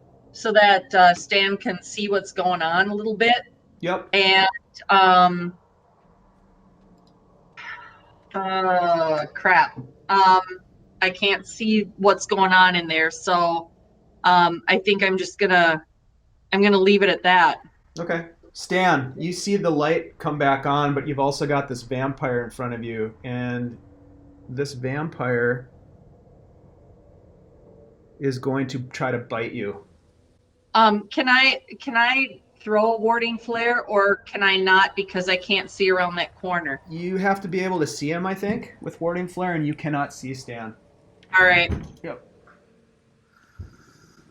All right, let's see here. Bite attack. First vampire bite of the game. We're only 24 sessions in. 9. 15. You are grappled. Oh yeah, that'll take some of that off of there. It tries to bite you on the neck. Classic vampire move. Lustful penetration with the fangs, and it is unable to do so. You wriggle enough to avoid the attack. Excellent. I'm happy for that. Mm-hmm. I'm gonna try. It is now it's your turn, Stan. I'm gonna try to get out of the grapple. Okay, strength. Yeah. And that is not a saving throw. It's just a regular strength check. Roll well. Oof. 5. Nope, you're stuck. I rolled a 19.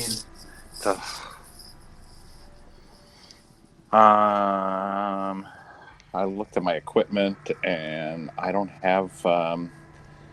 Try to bash it with a mess kit. I don't think that would help. Here, take this. Yes. You're that hungry. Yeah, you're kind of stuck. You used your action. You can't move. So we're gonna go to like third fortune space or anything. We're gonna move to, unless you have a bonus action, which I don't think you do. Nothing that's nothing besides Hunter's Mark, Colossus Slayer.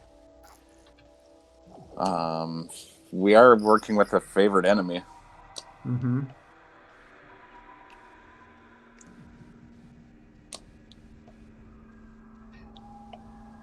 Okay.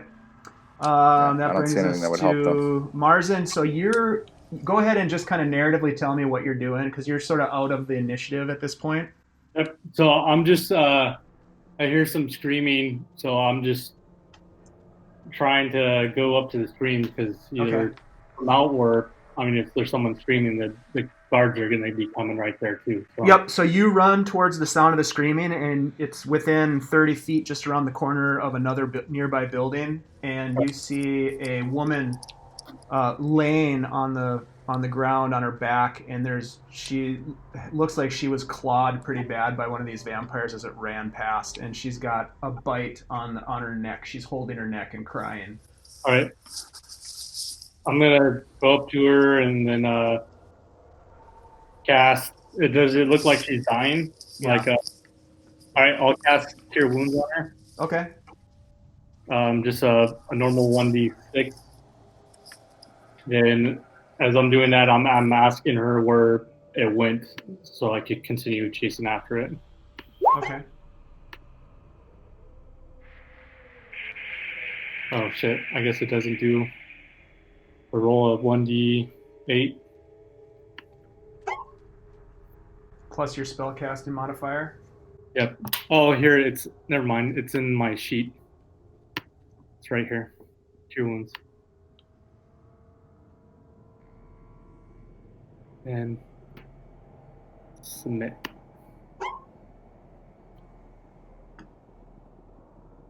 I don't know what. Yeah, you want to take the first D8 I did or the other one? It's 1d8, so it's 3 plus 5. It was 8. Yeah, that's fine. Either one is fine. You channel your energy into her and help to cure some of the wounds. The claw marks, you can tell, heal much more than the bite wound on her neck. All right. And she just kind of, as she's holding her neck, she kind of points down the street towards the center of town. She just kind of points because you asked her like, where did they go? Yep. And she just points down the road away from where you just came from. All right. So I'll just use the rest of my movement to keep going that way. Okay. Mara. Okay. I'm going to recast my cantrip onto my shield, and I'm going to move into the room. Okay.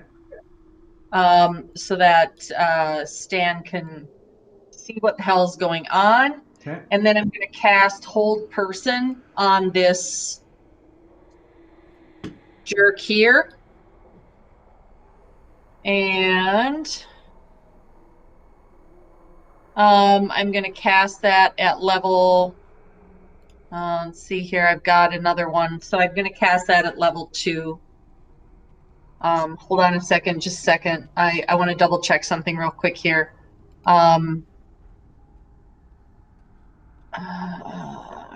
Crap. Hold on a minute. I'm having trouble finding my hold person. It's on your spells page. Okay, I'm gonna. Yeah, I see it. My page had scrolled up. I'm going to cast it at a level 1 actually.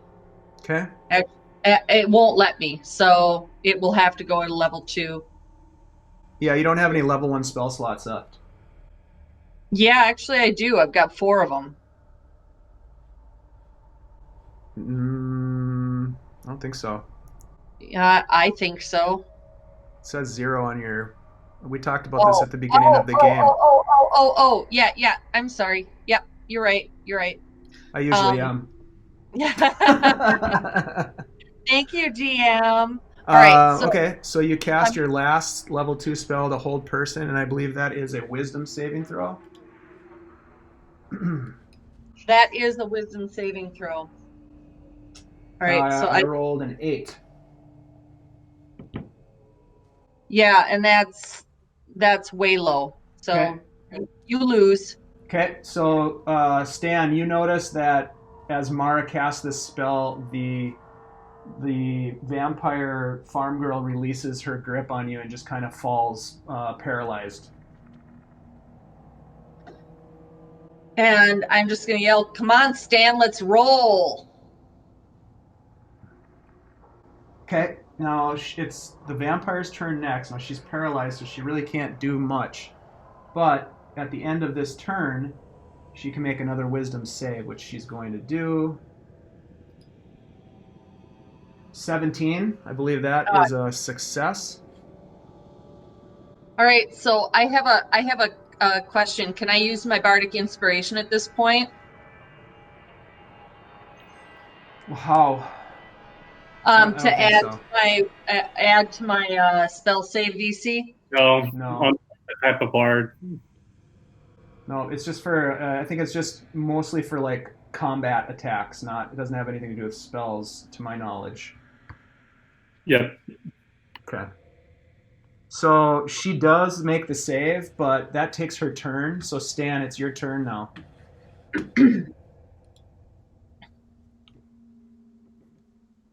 I think you're muted again. Stan, you're muted.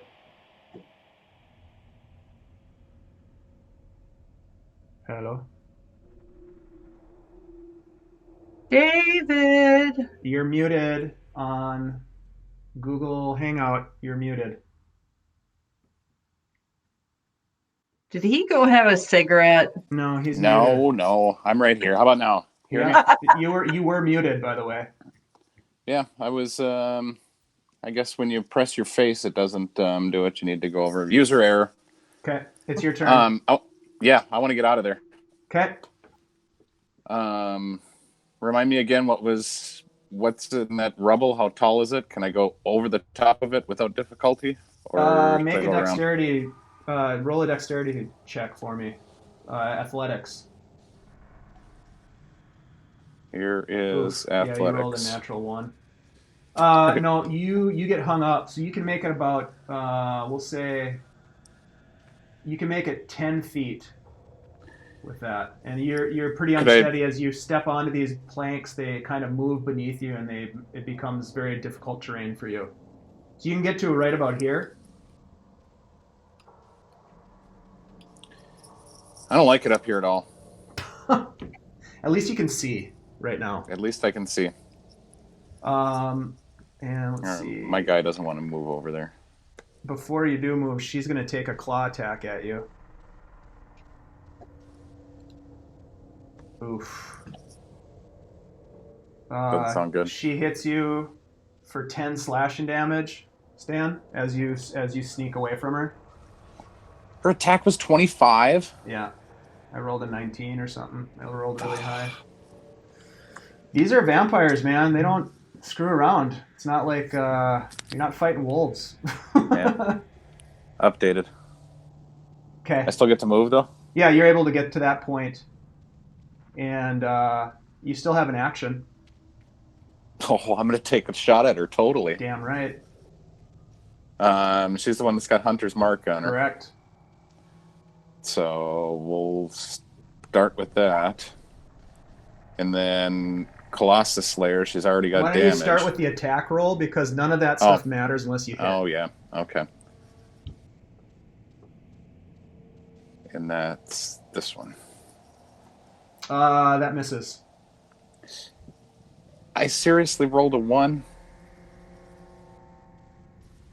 Yep. Stan, are you really a hunter, a ranger? I mean, seriously. I'm beginning to wonder. It is not my fault.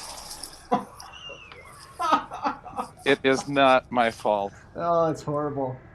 Whatevs, dude. Rolling is supposed to be let's random. haul ass. Let's get out of here. Ugh. All right, so that comes back to Mara. Mara, it's your turn. All right, We're gonna hold on you for a second, Marzen. All right. I don't want to leave him in the dark again, because clearly this guy is a bumbling fool today, and so I am going to just I'm going to step here, and can I hold my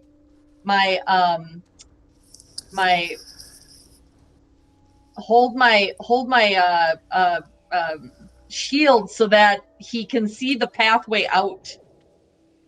Sure. All right, that's what I'm going to do. Okay. This comes to the vampire spawn. so in love with you, Stan. This Yeah, that farm makes me girl feel really, great. really, really likes you. And she is going to she's gonna turn and she's gonna disappear out the window. And you are now out of initiative order. Huh. Marzen, meanwhile, you are running down the street. Yeah, just Okay. trying to catch up to where it's at or find guards, basically. Okay. So I'm just yelling for guards too as I'm going down too. All right, Mara and Stan, what are you guys doing? I'm getting the hell out of here. Okay. Yeah, I'm right behind you. All right. So, you know, Exiting. see what's happening. You know, Yep, you guys can just move on out. So you are able to make it out onto the street, and you hear screams and panic, and now you hear a bell. There's probably a guard is ringing a bell, and it's pretty loud. And we're gonna move everybody over to here.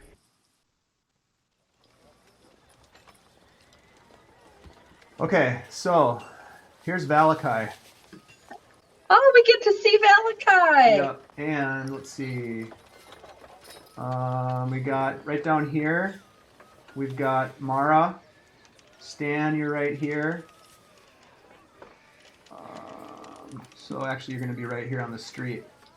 And Marzen, you're going to be closer to the town square. Can you guys all see your icons? Yeah, barely, but I think I see. Yeah. It. Well, you can zoom in a little bit on them too. That might help. I'm working on it. Hey guys, can we take a 5? Yeah, let's do that. This is a great spot to take 5. Smoke them. I'll see you guys in a second. Smoke them if you got them. Yeah.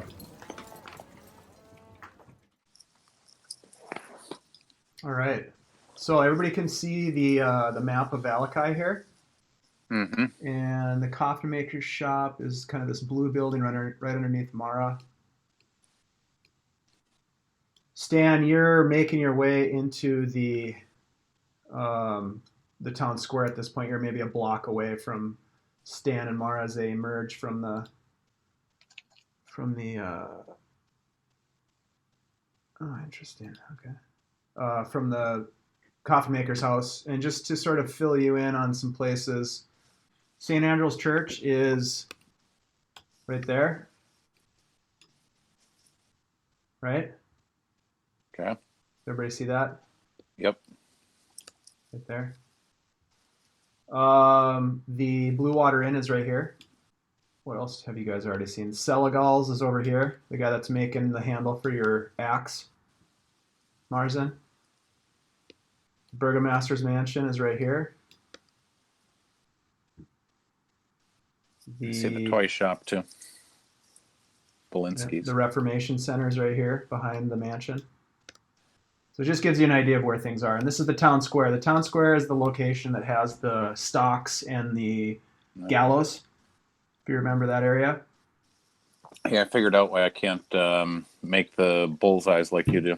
I don't What's have that? click on this. I don't have click on my mouse pad. Oh no. It's very strange. No click.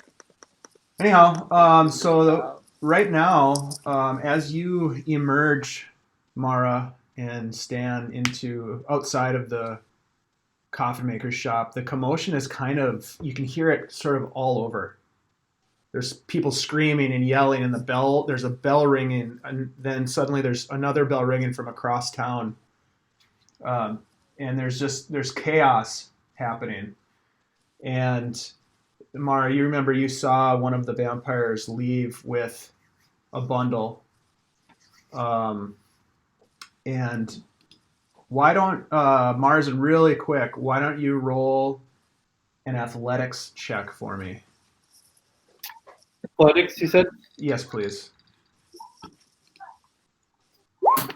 Nice.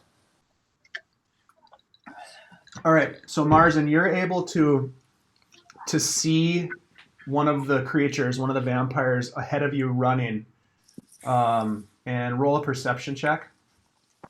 All right.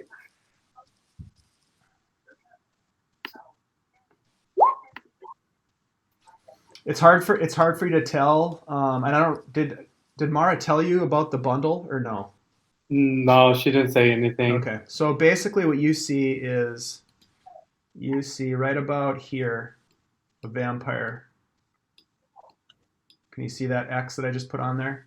Yep. Okay, so Yeah. that's what you see.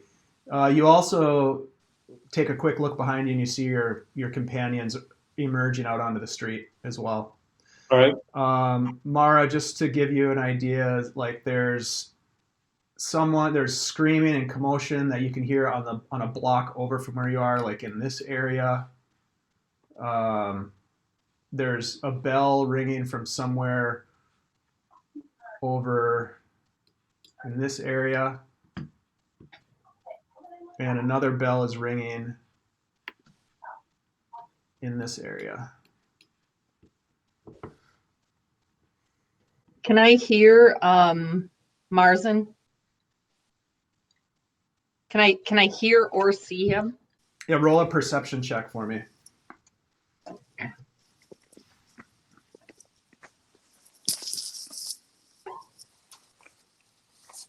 Whoa. Nice. Nice. Natural 20.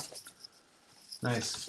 You totally see him. You see him, and with that roll, you also look past him and you see the vampire that has the bundle just beyond him.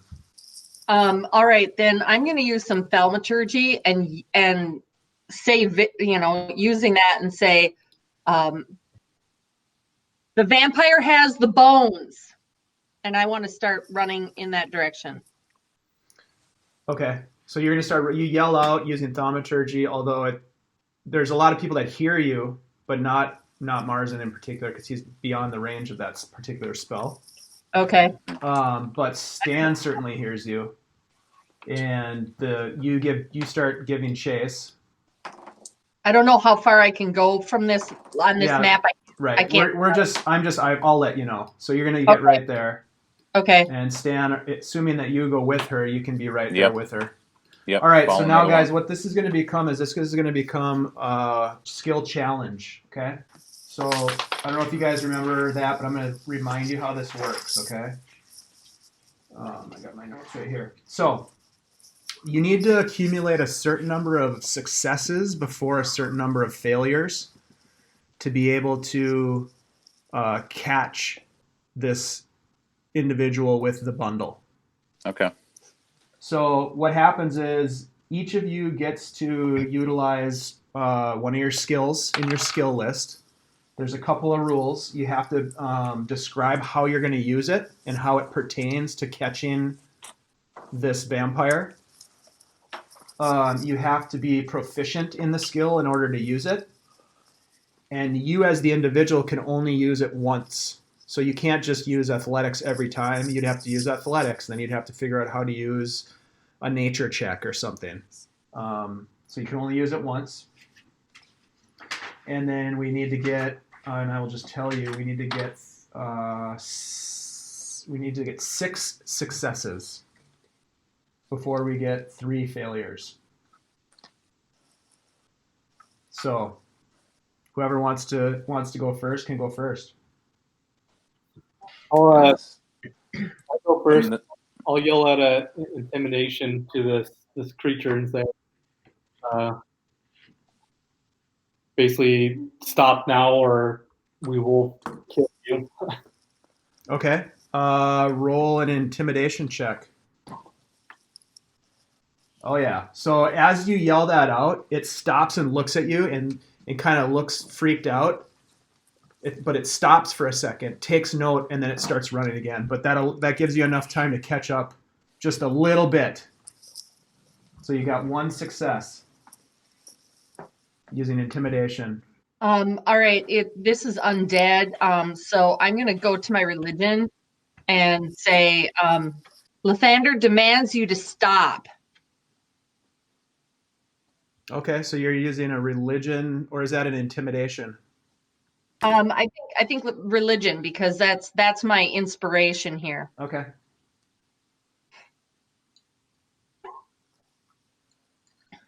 Oh yeah, yeah. So when you say the word Lathander, it stops and again turns to take notice of you.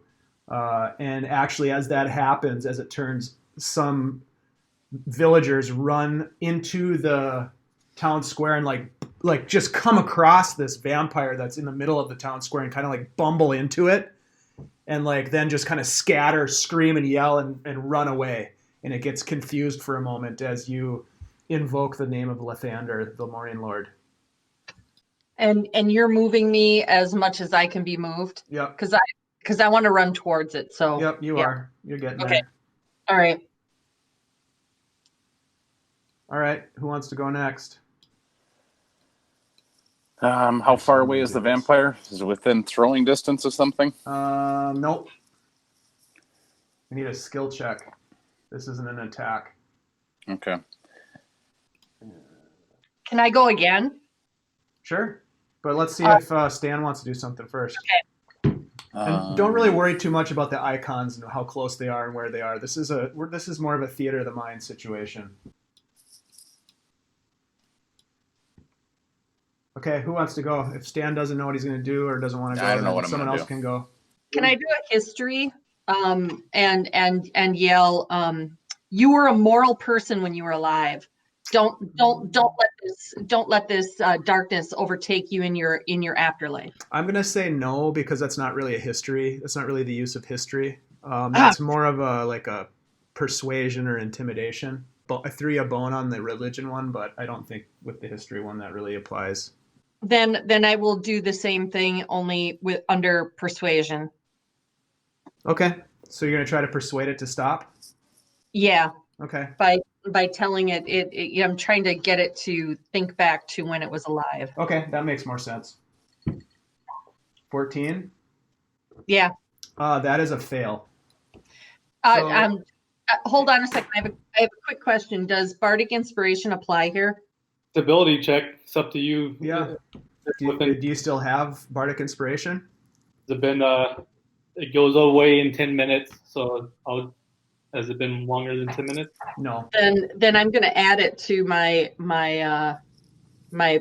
roll here. Okay. But I don't know how to do that. Just roll a D6? Ben?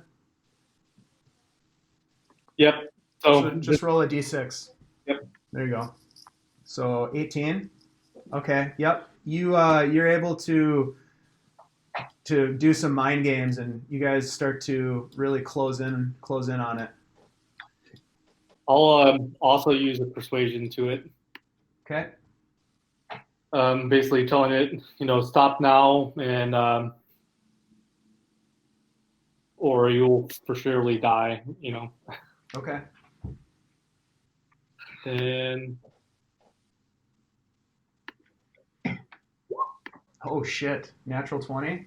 Yep, 29.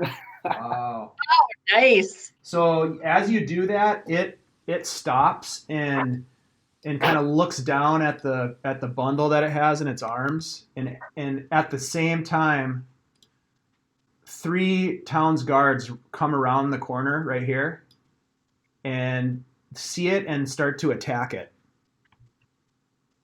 So Finally, it's the right guard's there. coming through. Is that 4 or 3? Yep, you're right. It's 4.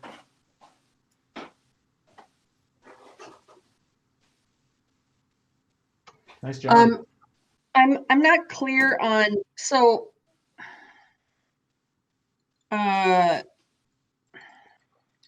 I want to use wisdom, but I'm not entirely certain in this instance how to I'm unclear as to where that line is between wisdom and persuasion, because Persuasion has nothing to do with wisdom. It's a charisma based skill.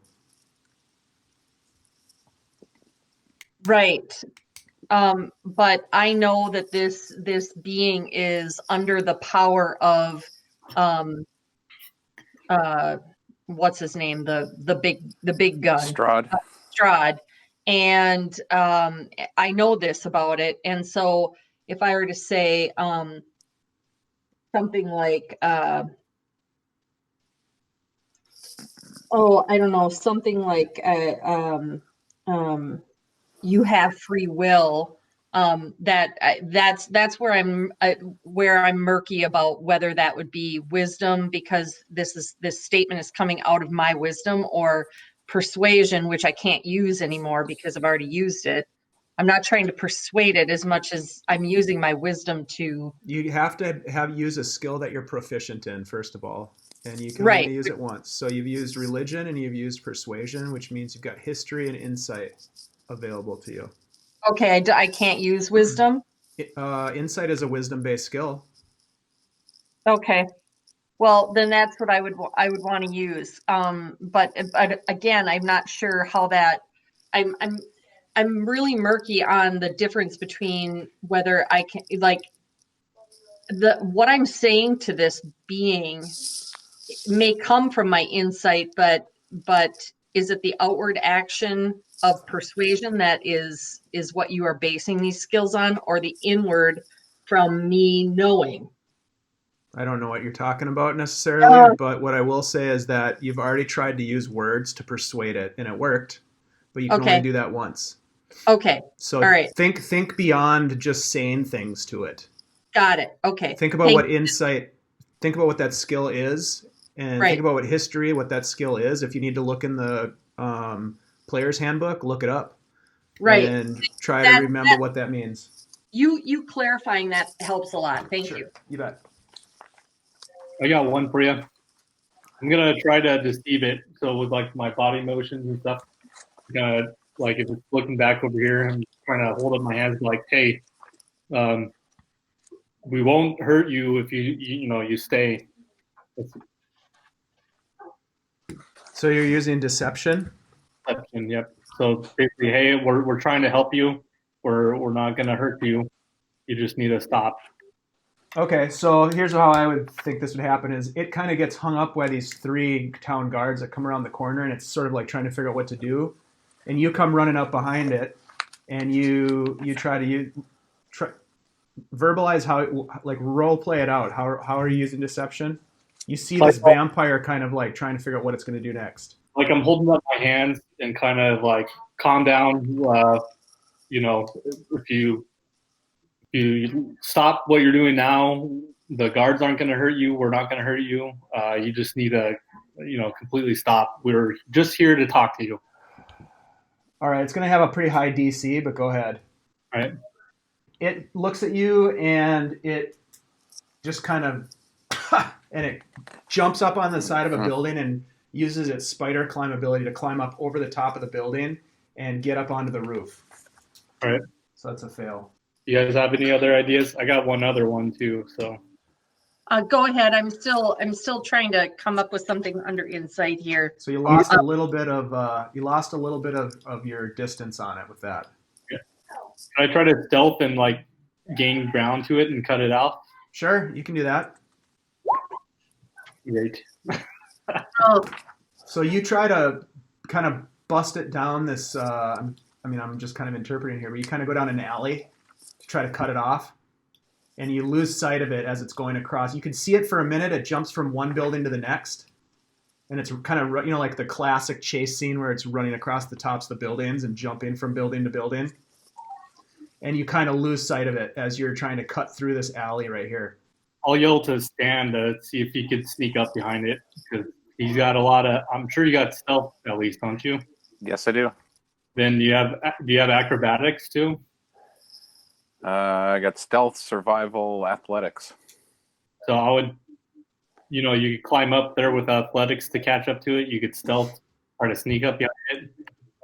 Yeah, I like so the. So unfortunately, after that second fail, a crowd of panicking villagers come running out into the street where you're at and just kind of surround the 3 of you. And the guards have run in and they're all trying to find. There's just chaos, and so there's just a bunch of people in your way. Any animals around? Especially horses or something I could ride? What are you trying to do? If there was, what would you be doing? I want to use animal handling to catch up to it, and ideally it would be a Pegasus and fly to the top of the building, top of the roof of the building. Uh-huh. Well, I know that's Just not shooting the going to moon happen. there. Yeah. Nope, there is no Pegasus, but there is a horse. So roll an animal handling check. That's a great idea. It would get me above the Ooh, fray, nice. above the crowd anyway. Yep. So you see a horse and it's got no saddle on it, but that doesn't matter to you. You hop Yeah. up onto it, you mount the horse, and you start galloping down. And so you get all the way over here. You break right the crowd of villagers just parts, and you just ride right through them. And you are hot on the trail as you see the vampire drop back down into the street up ahead of you and start running. And you're here, and where are you, Marzen? There you are. You're about right there. Mara, you come out over this way. That's a great one. Nice one. Is that a win? Yeah, that was a success. Sweet. You have 2 successes and 5 successes and 2 failures. Dan, jump on it. Use athletics and jump on it. Yeah. Can I do that? Jump off the horse onto the vampire. You can, but before that happens, you hear the loudest thunder crash that you've ever heard. And almost within a split second, clouds start to roll in super fast, and the sky just starts churning with dark, dark clouds. Everything gets really dark, and you see lightning flash across the sky. And another huge, loud crash of thunder, crashes through the morning, and it It's starts just like to last rain. night. So all this rain starts coming down. It's almost like the weather just took a turn in an instant. And now you wanted to do what, Stan? Use athletics to jump off the horse and onto the vampire. Okay.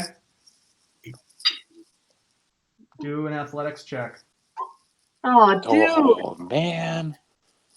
You jump off of the horse. You ride up next to this vampire as it's running, and it's got this bundle that it's running with. It's just sprinting, and you get close. You get up next to it, and you're like, "Fuck it, I'm going for it!" And you leap off the horse, and you're about to land on this vampire and save the day, and it just kind of moves out of the way, and you just hit the ground, and you miss it. And So, how many fails are we allowed? that was it. Oh, shit. Yep. All right, guys. Let me a second here. I'm gonna grab the 3 of you. Yeah, what does Now that we are mean for gonna us? go Nothing good. Over here. You were doing really good there. That animal handling check was clutch. I'm gonna paste you into a new map that I have over here. That doesn't sound good. No. I love that animal handling approach. That was awesome. That was super Michael Bay. Yeah. All right, so there's that. Brief shining moment for Stan. Mm-hmm. All right, hold on. I'm just getting this ready for you guys. Oh, yeah. So that was... I don't like the sound of that either. I know. Finally getting into some serious shit here. We're going to put... Yeah, Marzen wrote, oh shit, Lord of Darkness is coming. And, let's see. Oh, no. Sorry about that, guys. Dave, we can see your rolls now. I don't know if we're supposed to. That's all right. Okay. That one's okay. I mean, it'd be better if you didn't, but you know what? Oh, here's what happens. Stan, Yep. as you pick yourself up off the ground,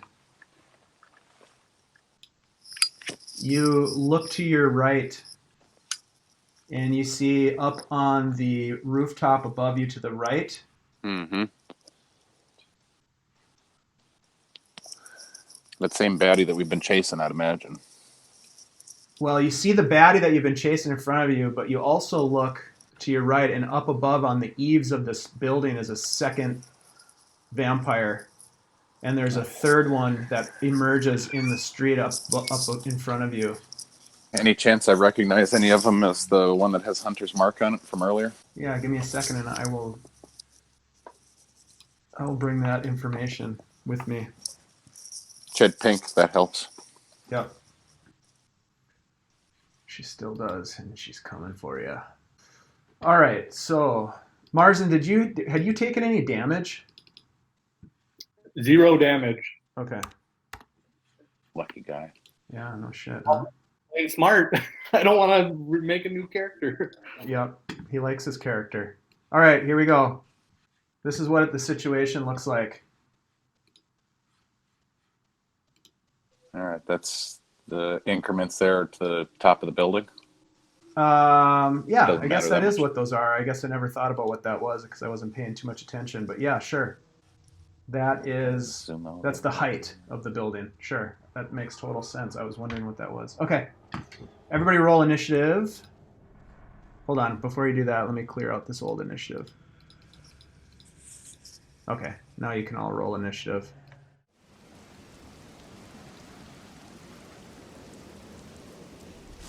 Yep, Marzen's didn't work.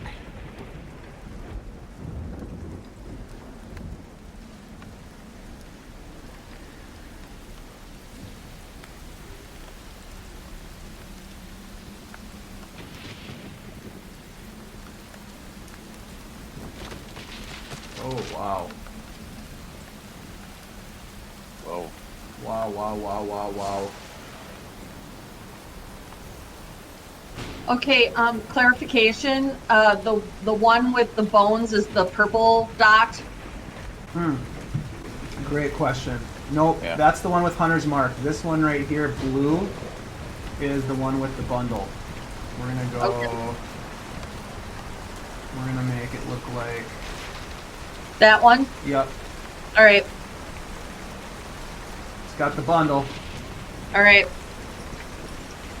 So I need an initiative from. I need initiative from.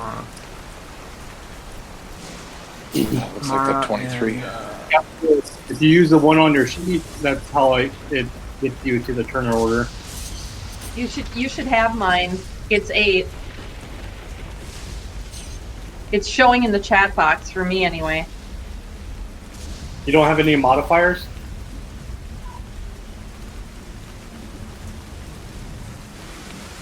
Add custom label.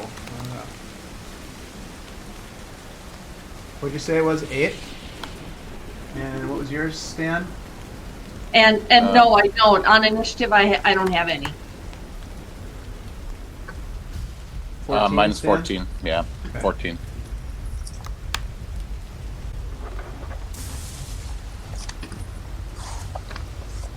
Okay, so this vampire at the top of the order 5, 10, 15, 20, 25, 30 comes closing in. Marzen, your turn. My first roll was a 13, then I re-rolled because it didn't put me in the turn order. I don't know which one you want me to use. Probably the 13. Yeah, so you want to put me after Stan then? All right. This vampire continues running. 5, 10, 15, 20, 25, 30. Stan, your turn, pal. 30, huh? I'm looking for the reach of a longbow. How far does that go?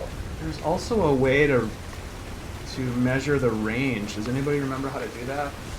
I remember seeing it, but I don't Yeah. recall. Let's see. I think you can draw a shape, can't you, with that? Token movement. Here we go. Click and drag with the space bar activated.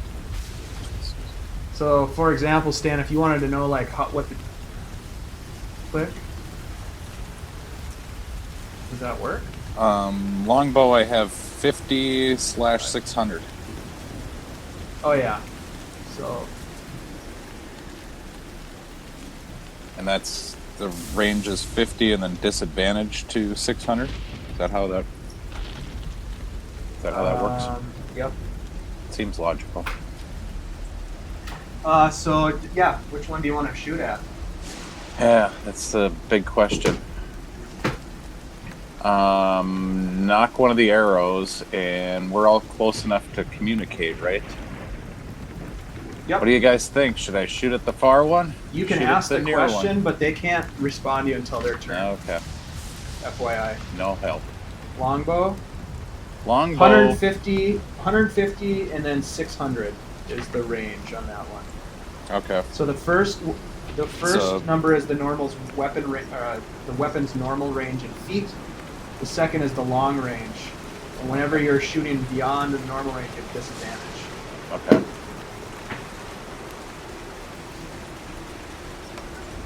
I'm gonna take a shot at the far one, the one with the bundle, Okay. Smart.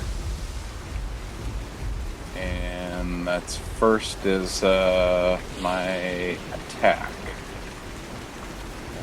10 things going right there. Roll well. 11. 11 misses. I rolled a 3. Ugh. Yeah. So your shot goes wide. Shot goes wide. I can still move. There's no. It doesn't look like any cover in the street.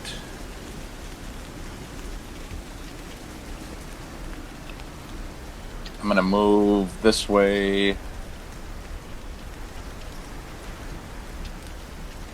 Didn't move as expected. There's 1, 2. Yeah, I'm gonna camp right there.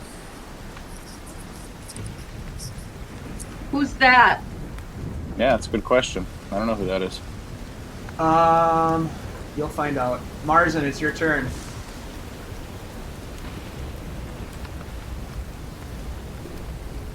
I don't hear you talking. All right, the one that's in blue, that's the one we've been chasing, yeah? Yeah, the one running with a bundle. And he's not doing anything, he's just running. Yep. Getting He further moved away. away from you.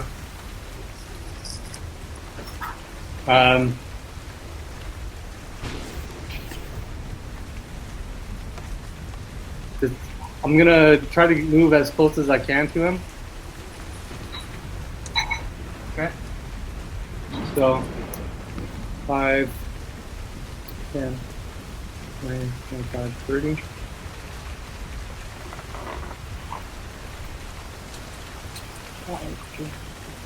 When you come around the corner here, you see that there is another vampire right here that is currently attacking this commoner. Right here? Yep, that's a commoner. Yep. Alright, does this vampire have any type of metal on him? No. Not that you can see. I mean, Right. well, roll a perception check.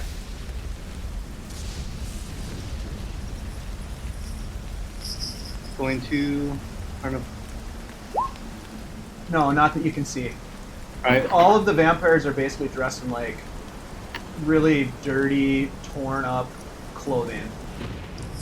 Some of it looks like it maybe was nice at one time, but certainly is not looking good right now. I'm just gonna dash to it, so I'll take an opportunity attack. Okay, as So- you sneak past that vampire, it slashes at you. Yep. It's going to take a claw attack. 13 Yeah, misses. misses as you sneak past it. Okay. Anything else? Is that that's pretty much it? Yep, that's it. Okay. Stan, you look out of the corner of your right eye and you see your farm girl lover jump off of the rooftop and land on the street. 5, Yeah, 10, I've been watching her. 20, 25. And she comes at you and she tries to embrace you again. Yeah, grapple. She just Also comes known as at you just grapple. like, "Rah!" Their arms outstretched. Oh, natural 20. Oh, So it's not an attack, but she grapples you. You are now grappled. I'd like to use some kind of dexterity to get away from that. It's not your turn yet, but when it's your turn, we'll see what you can do. Well, nonetheless, I still want to use it. Yeah, definitely.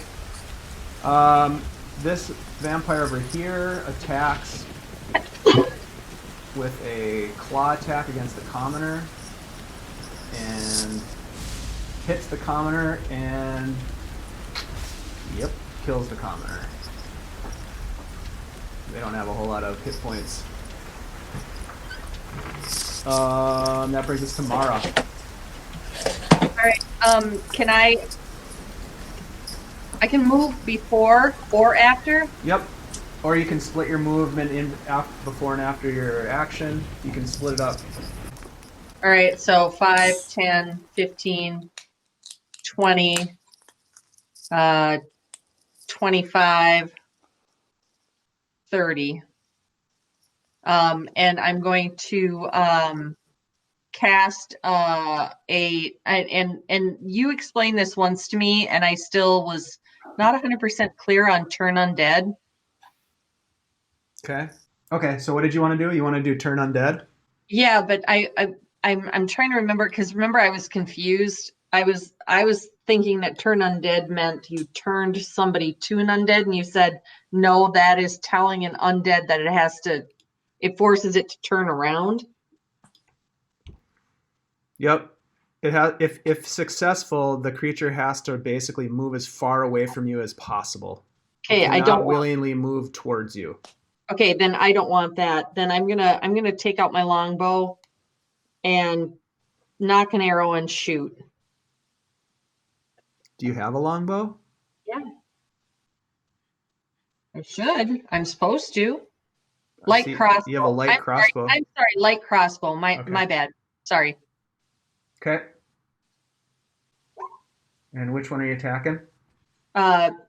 This Package? this one. Yeah, package. Okay. Package dude. That hits. For 4 damage. Mm-hmm. Yeah, you sink an arrow, a bolt in its back as it's running. I'm gonna turn to Stan and say, "This is how you do it, dude."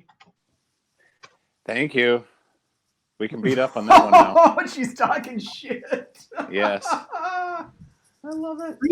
Read my character profile. She's a sassy mouth. Yeah, sass pants. All right, cool. Give me 1 second here because something else is about to happen. Again, the rain is falling. The sky is super dark. People are screaming. The bells are ringing. And out of the alley, we see... I hope they're town guard. Good ones, too. Yeah, some town's guards come into play. I'm going to give them a chance to just sort of emerge from the alley. They come running in to see what's happening. Oi, stop! All right.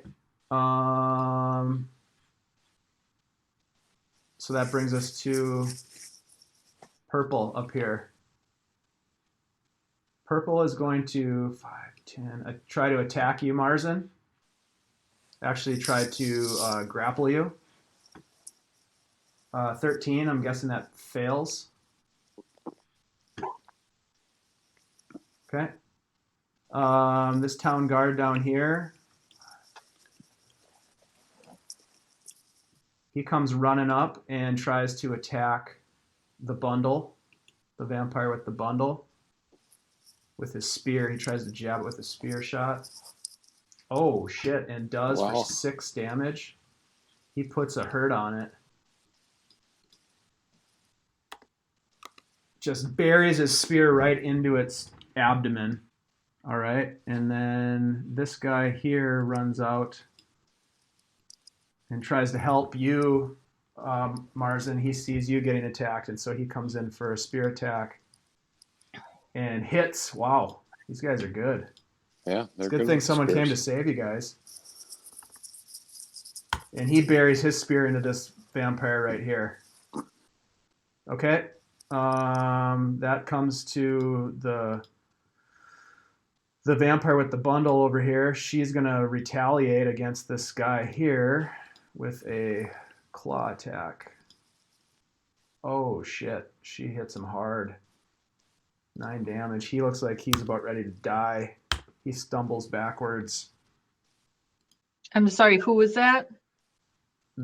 This vampire just attacked this guard. Got it. Yep. Got it. All right.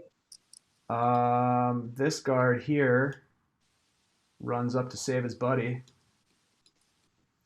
and tries to bury his spear into vampire and misses, and that brings us to Stan.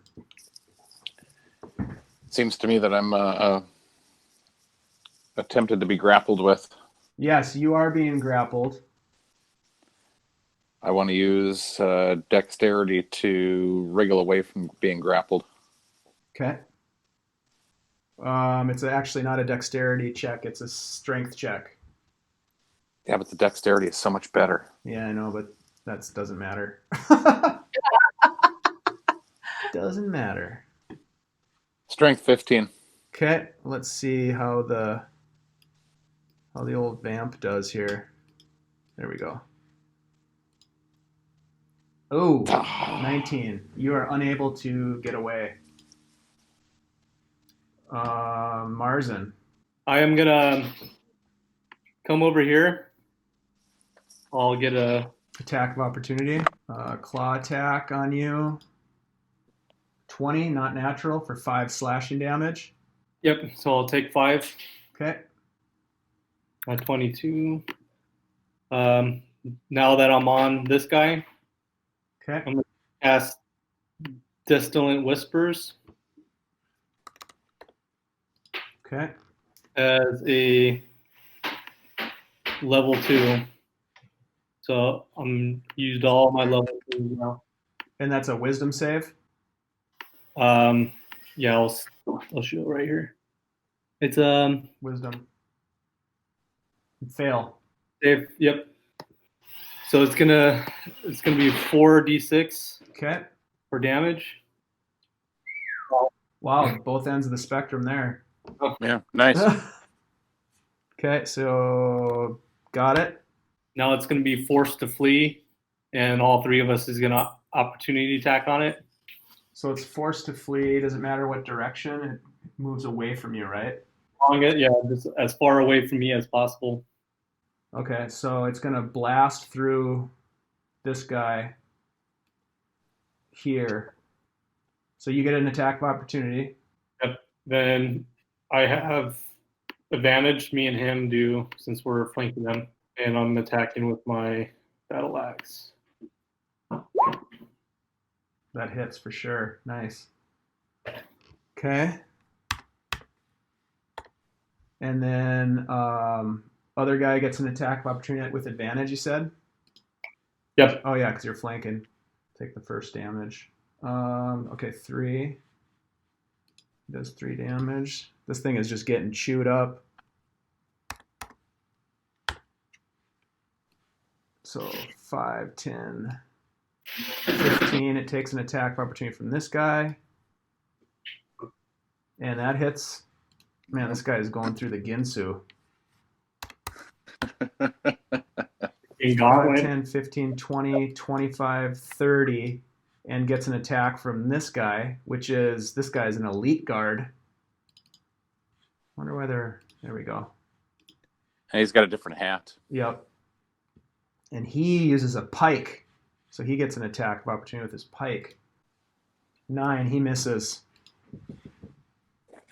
Elite guard misses as this thing just gets chewed up as it keeps running. Okay? I'm gonna encourage this guy, so Okay. let's action to give him a bardic inspiration. Got it. Be like, take him out quick, he's got something. Right. Oh, there we go. That's what I should have pushed. Okay, now I know. All right. So that's your turn, Marzen. Anything else? You use your bonus action to give bardic inspiration. Okay. That brings us to Stan. You are being grappled, which means this creature is going to get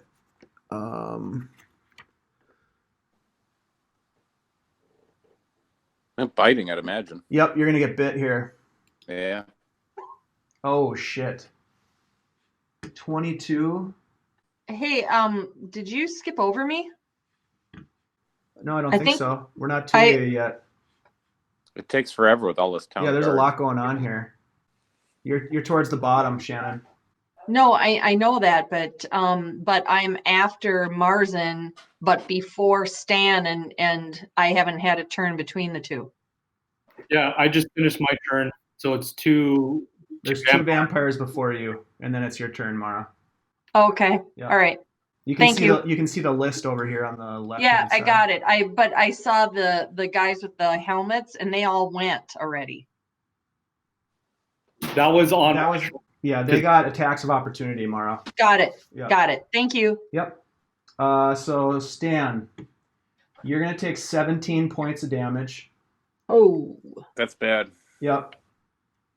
And your hit point maximum also decreases by 17. So instead of 16 out of 34, it's 16 out of 17. And you are out because you're at 0 hit points. Yeah.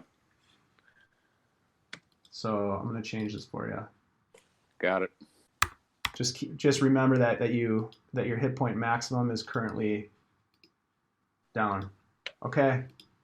You just got, that's the first vampire bite of the game. All right. This guy here now.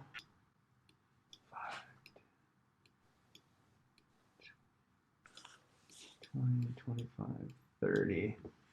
Now it's your turn, Mara. And Okay, I have just a general question. So right now I've got all the icons at the bottom of you and me and Marzen and Stanley, and I need them to go away because I can't see what's going on the lower part of my screen, and I don't know how to get rid of them or move them. Well, you can zoom in and out. So up over in the right-hand corner, there's a zoom button. Yeah, I've done that. Okay. You can also go over to the settings, the cog icon. Yeah. And scroll down to game settings. Yeah. And look for player video /avatar size and check that drop-down box and put names only. There, super. Thank you. Now I can see that. I couldn't see two of the dudes. Okay. All right. Thank you. All right. So, all right. Oh crap. I really don't want to do this. I'm going to go and 1, 10, 15, 20 and give him a spare the dying cantrip. Okay. Oh, thank you so much. So, and I don't know if I can continue to move after that. Let's see. Sure, you have 30 feet of movement total. 5, 10, 15, 20, 25, 30. And that's all I'm allowed at this point, right? I can't shoot another arrow. You used your action, Yeah. or is that a bonus action? Cantrip? I think it's just an action. No, not a cantrip. The spare the dying. Yeah, it's one action. Yeah, that's a cantrip. Spare the dying is a cantrip. Right. But it's, yeah. Anyways. Okay. Yeah. Yep, that's your turn. Unless you have crap. a bonus action. Yeah, you're out of spells too. Yeah, I know. Spell slots. Yeah, I know. I'm down to cantrips and fighting hand to hand. Mm-hmm.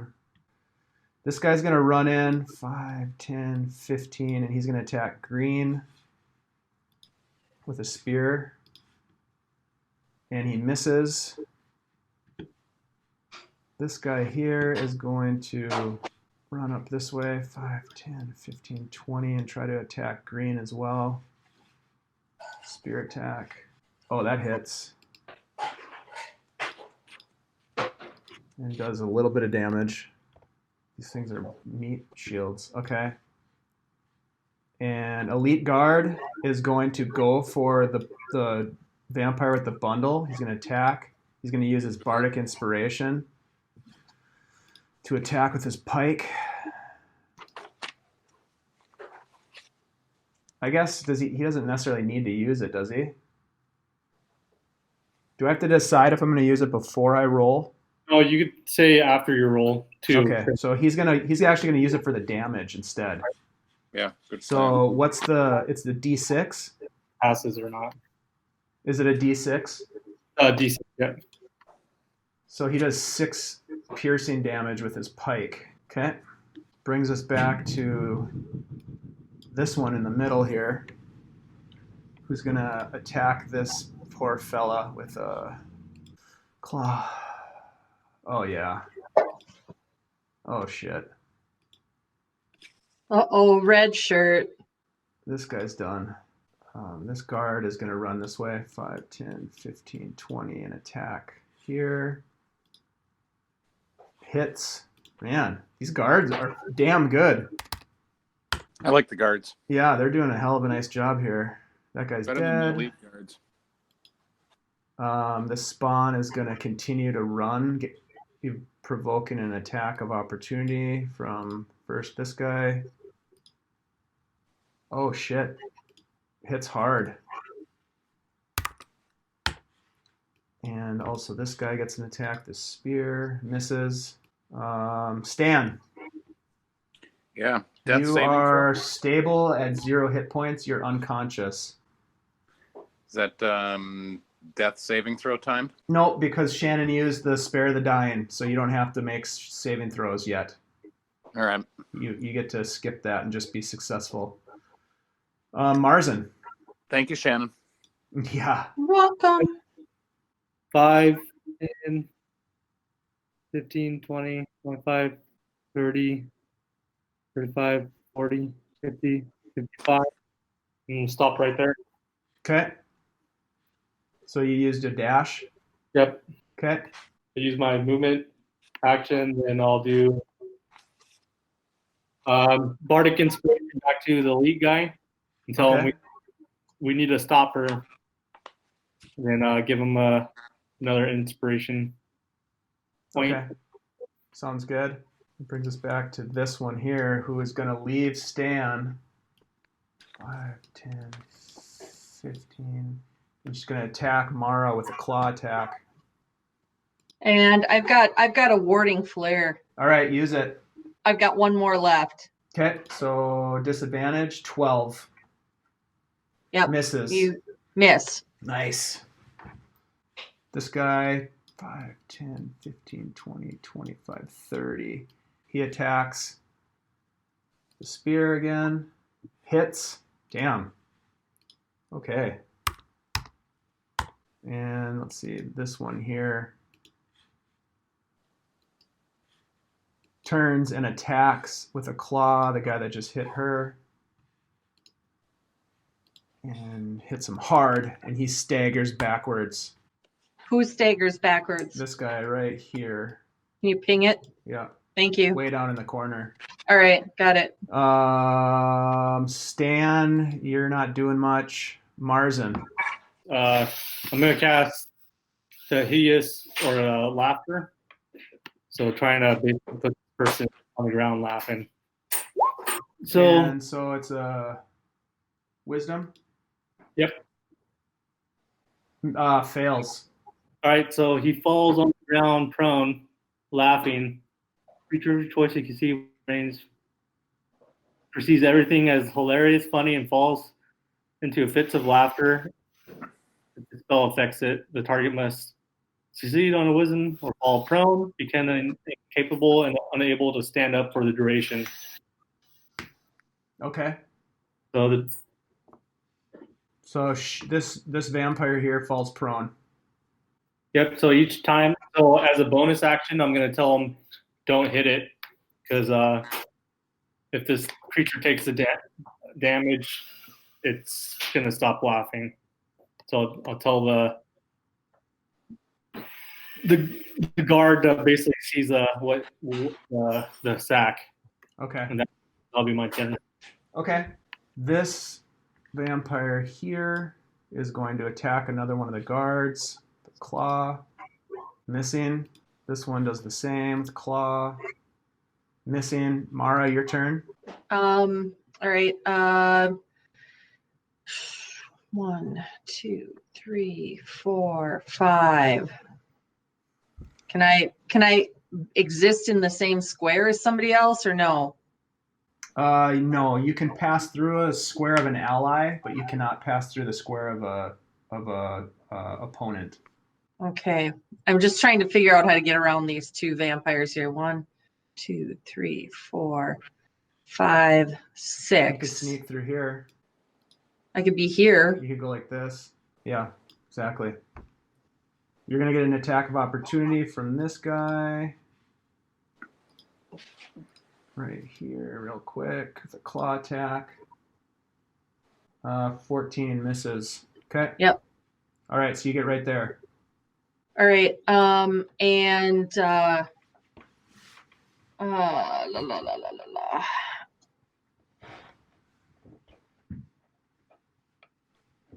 I wanted to knock another arrow, Okay. but I'm 1, 2, 3, 4, 5. Well, wait. Hold on a second. I got to do some measuring here. Yeah, it should be good. Hey. All right. So I'm gonna knock another arrow and see what I can do here. Kind of damage. So you're gonna who are you attacking? Pardon? Who are you attacking? The one with the bundle? Yeah. Okay, so it's gonna be at disadvantage Yep. because she's prone. Killing me. And you don't have line of sight on her because you'd be shooting through the house. I can't go over the house. Nope. All right. Then skip that idea. And we're going to hold on a second here. I can see him though, yes? You could have seen him before you moved, but to where you are now, you'd be looking through the house. So no, you can't. I guess that's probably all I can do then, because I have to be able to see him for the other things that I'm able to do or touch. Yeah, touch, see. Yeah, I don't know that I can do anything else. Marzen, how many spell slots do you have left? I have 4 level 1 spells, or 3 level 1. You have 3 slots still? Yeah, I've been using just normal attacks, and then I use 4 spells. You've used dissonant whispers at least twice. Yep. Then I use So Blindless. did you use it at 2nd level or something? Yep. Got it. That's why I have 1st level spells. So. Sure, makes sense. Okay. Hey, Anything else, Mara? you know what? I'm gonna channel divinity, in hopes of doing a little bit of damage to this guy. Oh, I can't get him to ping now. The 2 that are nearest to me, that guy and that guy. Okay. I'm gonna channel divinity on that. And which channel divinity feature are you using? You have 2 of them. I'm going to do the I want to dispel the magical darkness. The radiance of the dawn, is that going to be applicable here in the middle of the rain? As an action, you present your holy symbol. Magical darkness within 30 feet of you is dispelled. Additionally, each hostile creature within 30 feet must make a Constitution save. Yeah, so basically it does a blast of radiant energy. That one, and this one all need to do Constitution saving throws. Tell me how this role plays out. Role play it a little bit. All right. I'm gonna hold. I've got my shield that's got the sunburst on it, right? The holy So I've got my symbol of Lathander. Right, Yeah. and I've got my prayer book in my pocket. So I'm gonna hold my shield in one hand and the prayer book in the other, and just hold it up and say, Lathander, give me light. And radiant light is going to come down and just on each one of them, almost like a little tube, just boom, boom, boom on each one of them. Roll just for the heck of it. Roll a religion check with advantage. 1 second.